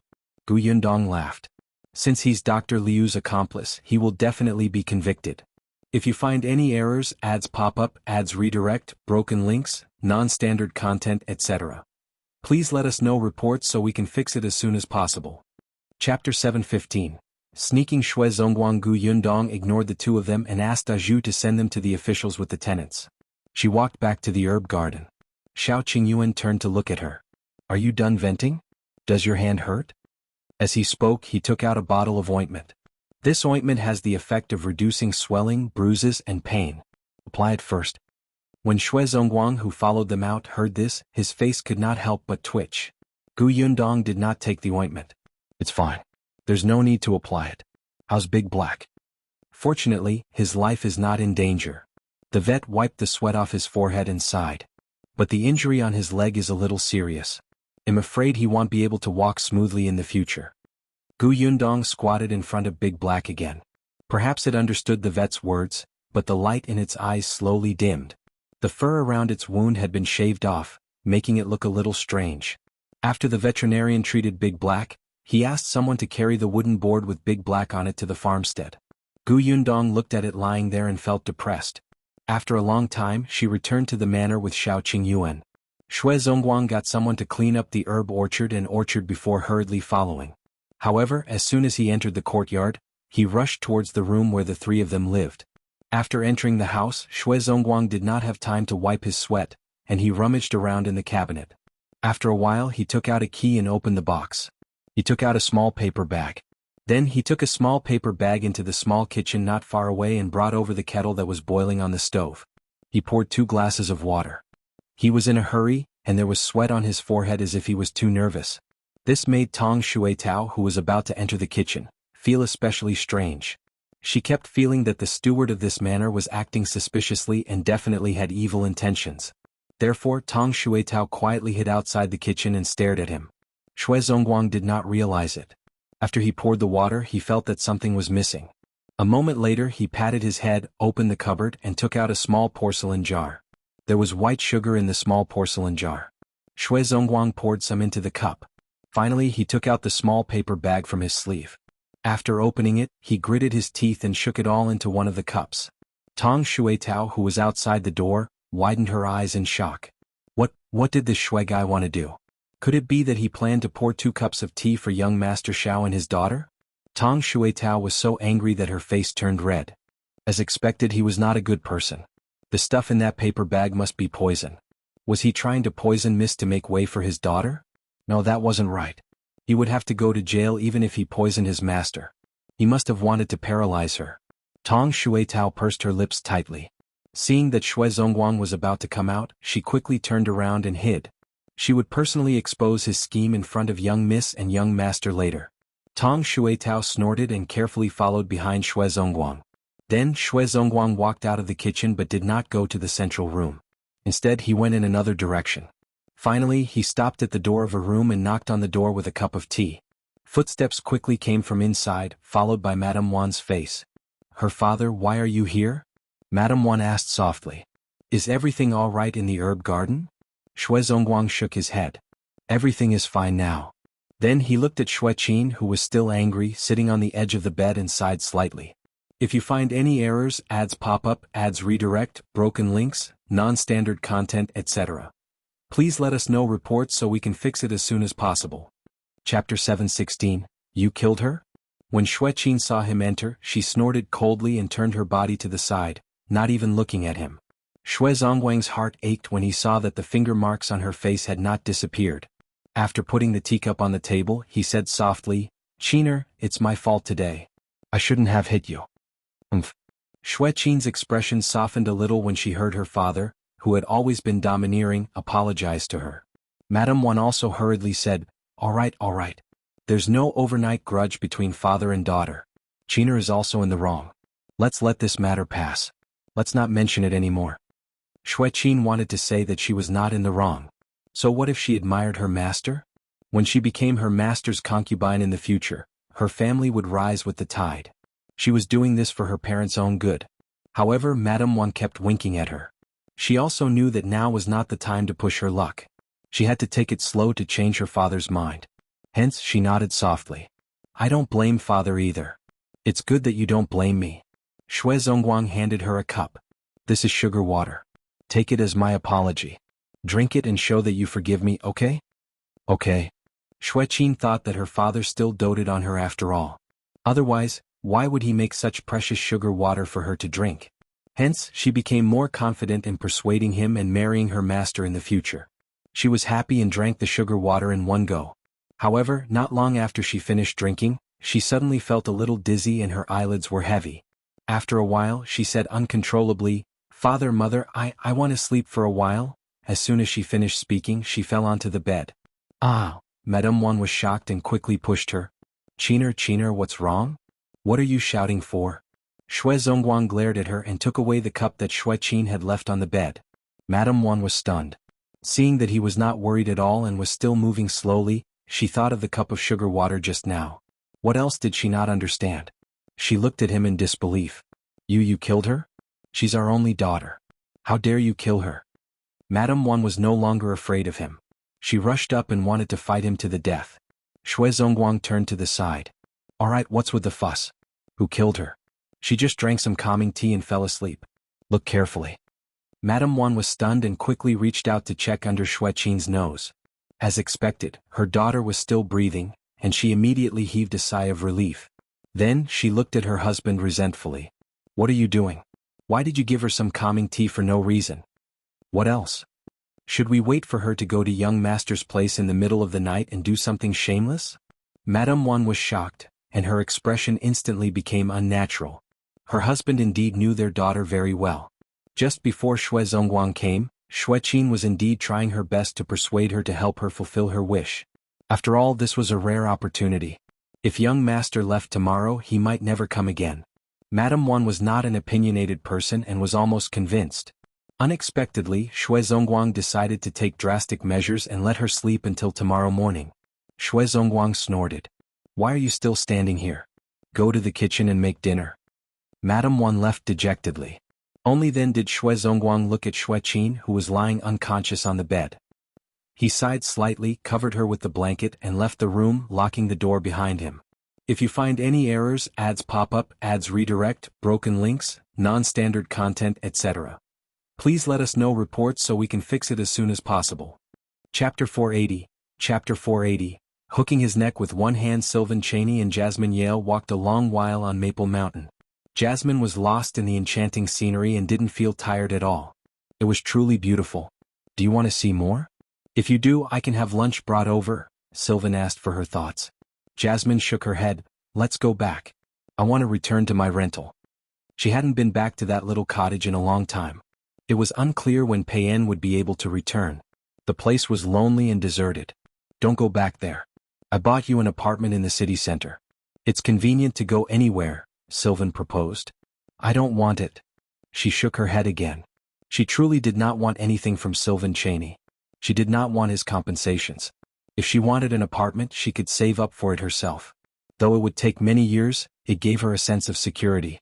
You reject everything I offer. Are you trying to cut all ties with me? Except what I give you. Sylvan's face darkened with displeasure. I can buy my own house. I used to earn quite a lot in Singapore. I'll save up slowly and eventually buy a house, Jasmine replied, her eyes wide. Buy it yourself? Fine, buy it yourself, Sylvan retorted angrily, his face soured. He knew this girl was stubborn. But he hadn't expected her to reject everything he offered. It wasn't just the house but the bracelet he had gifted her before as well. In those 12 years she rarely ever asked him for anything. Even buying a box of candy needed much consideration. He had said that he would give her anything she wanted. But she never asked him for anything. The feeling was far from pleasant. What use was it for him to earn all that money? Jasmine Yale was unclear about why he was angry and casually said, I find girls like Nolan quite good. She's from a well-off family, she is beautiful and still works hard. That's because Zayden Santos would leave her one day, replied Sylvan sharply. Jasmine was taken aback. What? Then why did they decide to get married in the first place? Mr. Cheney, your friend is quite despicable, Jasmine complained, infuriated. Birds of a feather flock together? Yuan and Nolan are close? No. If not, what doesn't have to do with you? Sylvan was visibly infuriated. She would rather show concern for someone she just met than engage in conversation with him. Jasmine was speechless and stopped pressing further. She too was somewhat angered. Why was Sylvan Cheney yelling at her when she hadn't said anything wrong? She knew he had a bad temper. Frustrated, she walked down the mountain. Not caring that it was still snowing, she went directly into the snow. The icy snowflakes landed on her face, but she didn't find it cold. Just a little tired. Spoiled, muttered Sylvan as he opened his umbrella and advanced towards her with large strides. Upon reaching her, he handed her the umbrella. Hold this. The next second he scooped her into his arms. Hey. Jasmine was taken by surprise. Put me down. Hold on tight. If you fall, I won't take responsibility. I can walk by myself. After walking so much, aren't you tired? Not tired, Jasmine lied. In truth, she was a bit tired, coupled with her menstruation ongoing. But she never thought that Sylvan would carry her down the mountain. Even during those 12 years, he had never once carried her. For a moment, Jasmine was dazed. Even if you're not tired, I won't let you walk anymore, Sylvan spoke indifferently. With one hand around his neck and the other holding the umbrella, Jasmine was halfway in his arms. Shielded from the snowflakes by the large umbrella, it was calm and undisturbed. When she was close to him, she could clearly smell his scent, discreet and deep. If you find any errors, ads pop up, ads redirect, broken links, non-standard content, etc. Please let us know reports so we can fix it as soon as possible. Chapter 7:18. Abandoned, Young Master, this is for you. Zhou wiped its mouth and handed it to Shao Qingyuan. Then it looked at him expectantly. Shao Qingyuan didn't think much of it at first. After accepting it and taking a closer look, he exclaimed, Where did you get it? I found it in Dr. Liu's medicine basket. Zhou chuckled. The medicine basket was sent to the government office as physical evidence.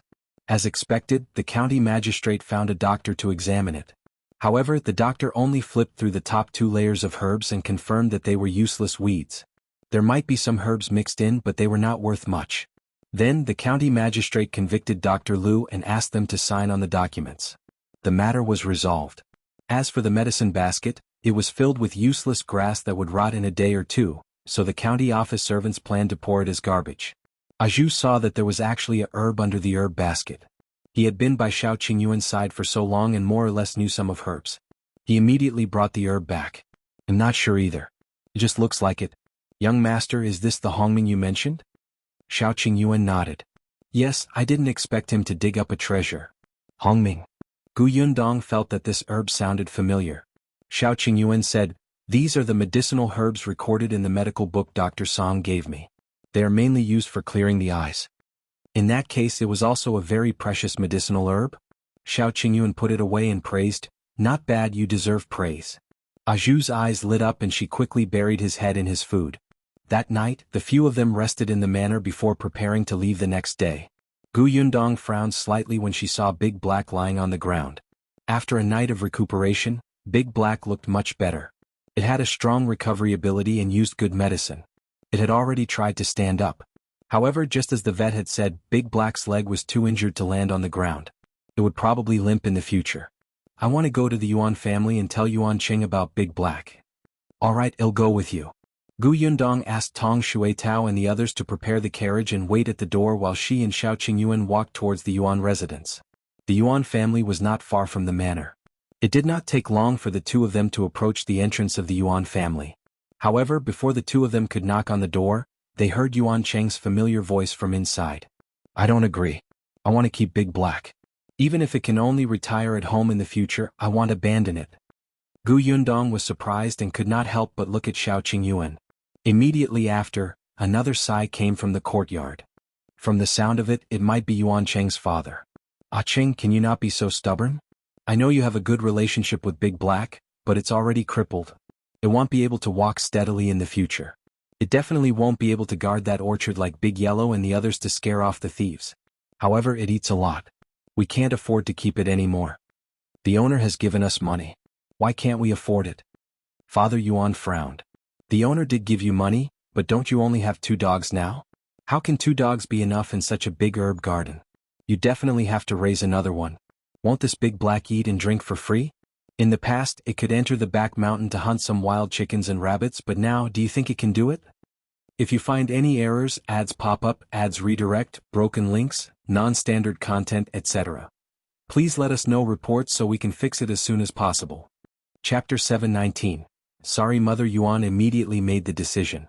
It's not like we don't want Big Black anymore. We're just sending it away for someone else to raise. Can't you just bring another dog back and nurture it? Your aunt has already said that Big Black can go to her house.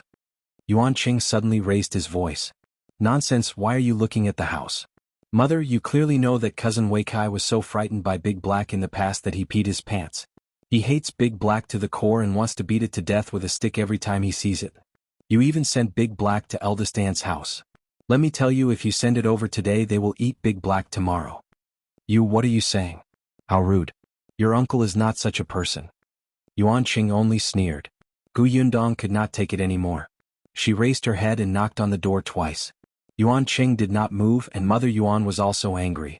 Only Father Yuan sighed and came over to open the door. Seeing the 2 people standing outside the door, he was immediately stunned. He hurriedly retreated half of his body and said, "Boss, why are you here? Quick, come in."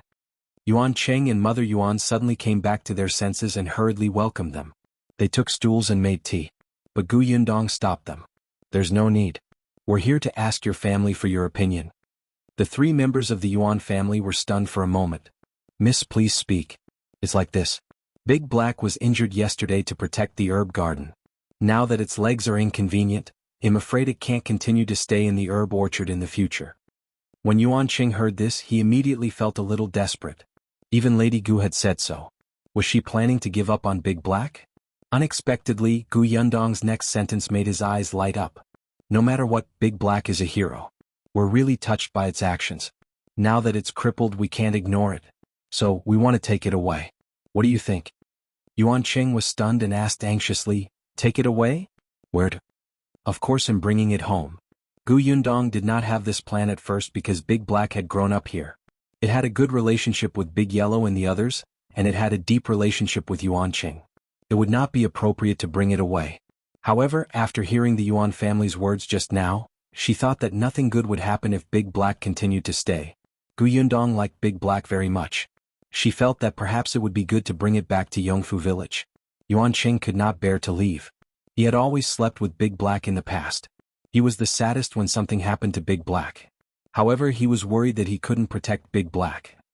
His parents didn't want to keep it anymore, and Big Black was injured. What if his cousin hit it with a stick again?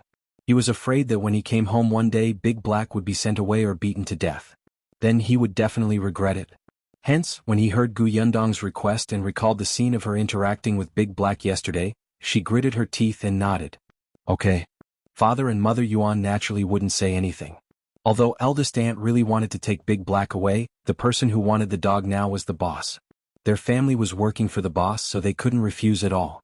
Since they had agreed, Yundong did not stay any longer and left the Yuan residence with Shao Qingyuan. Yuan Qing followed them out. When they arrived at the manor, he ran to see Big Black first. When Big Black was carried onto the carriage by Tong Shuetao, he cried even harder. "I'm sorry, I'm useless. I can't even protect you. You'll definitely lead a better life with the boss in the future. You have to be obedient. The boss will take good care of you. If you find any errors, ads pop up, ads redirect, broken links, non-standard content, etc., please let us know reports so we can fix it as soon as possible."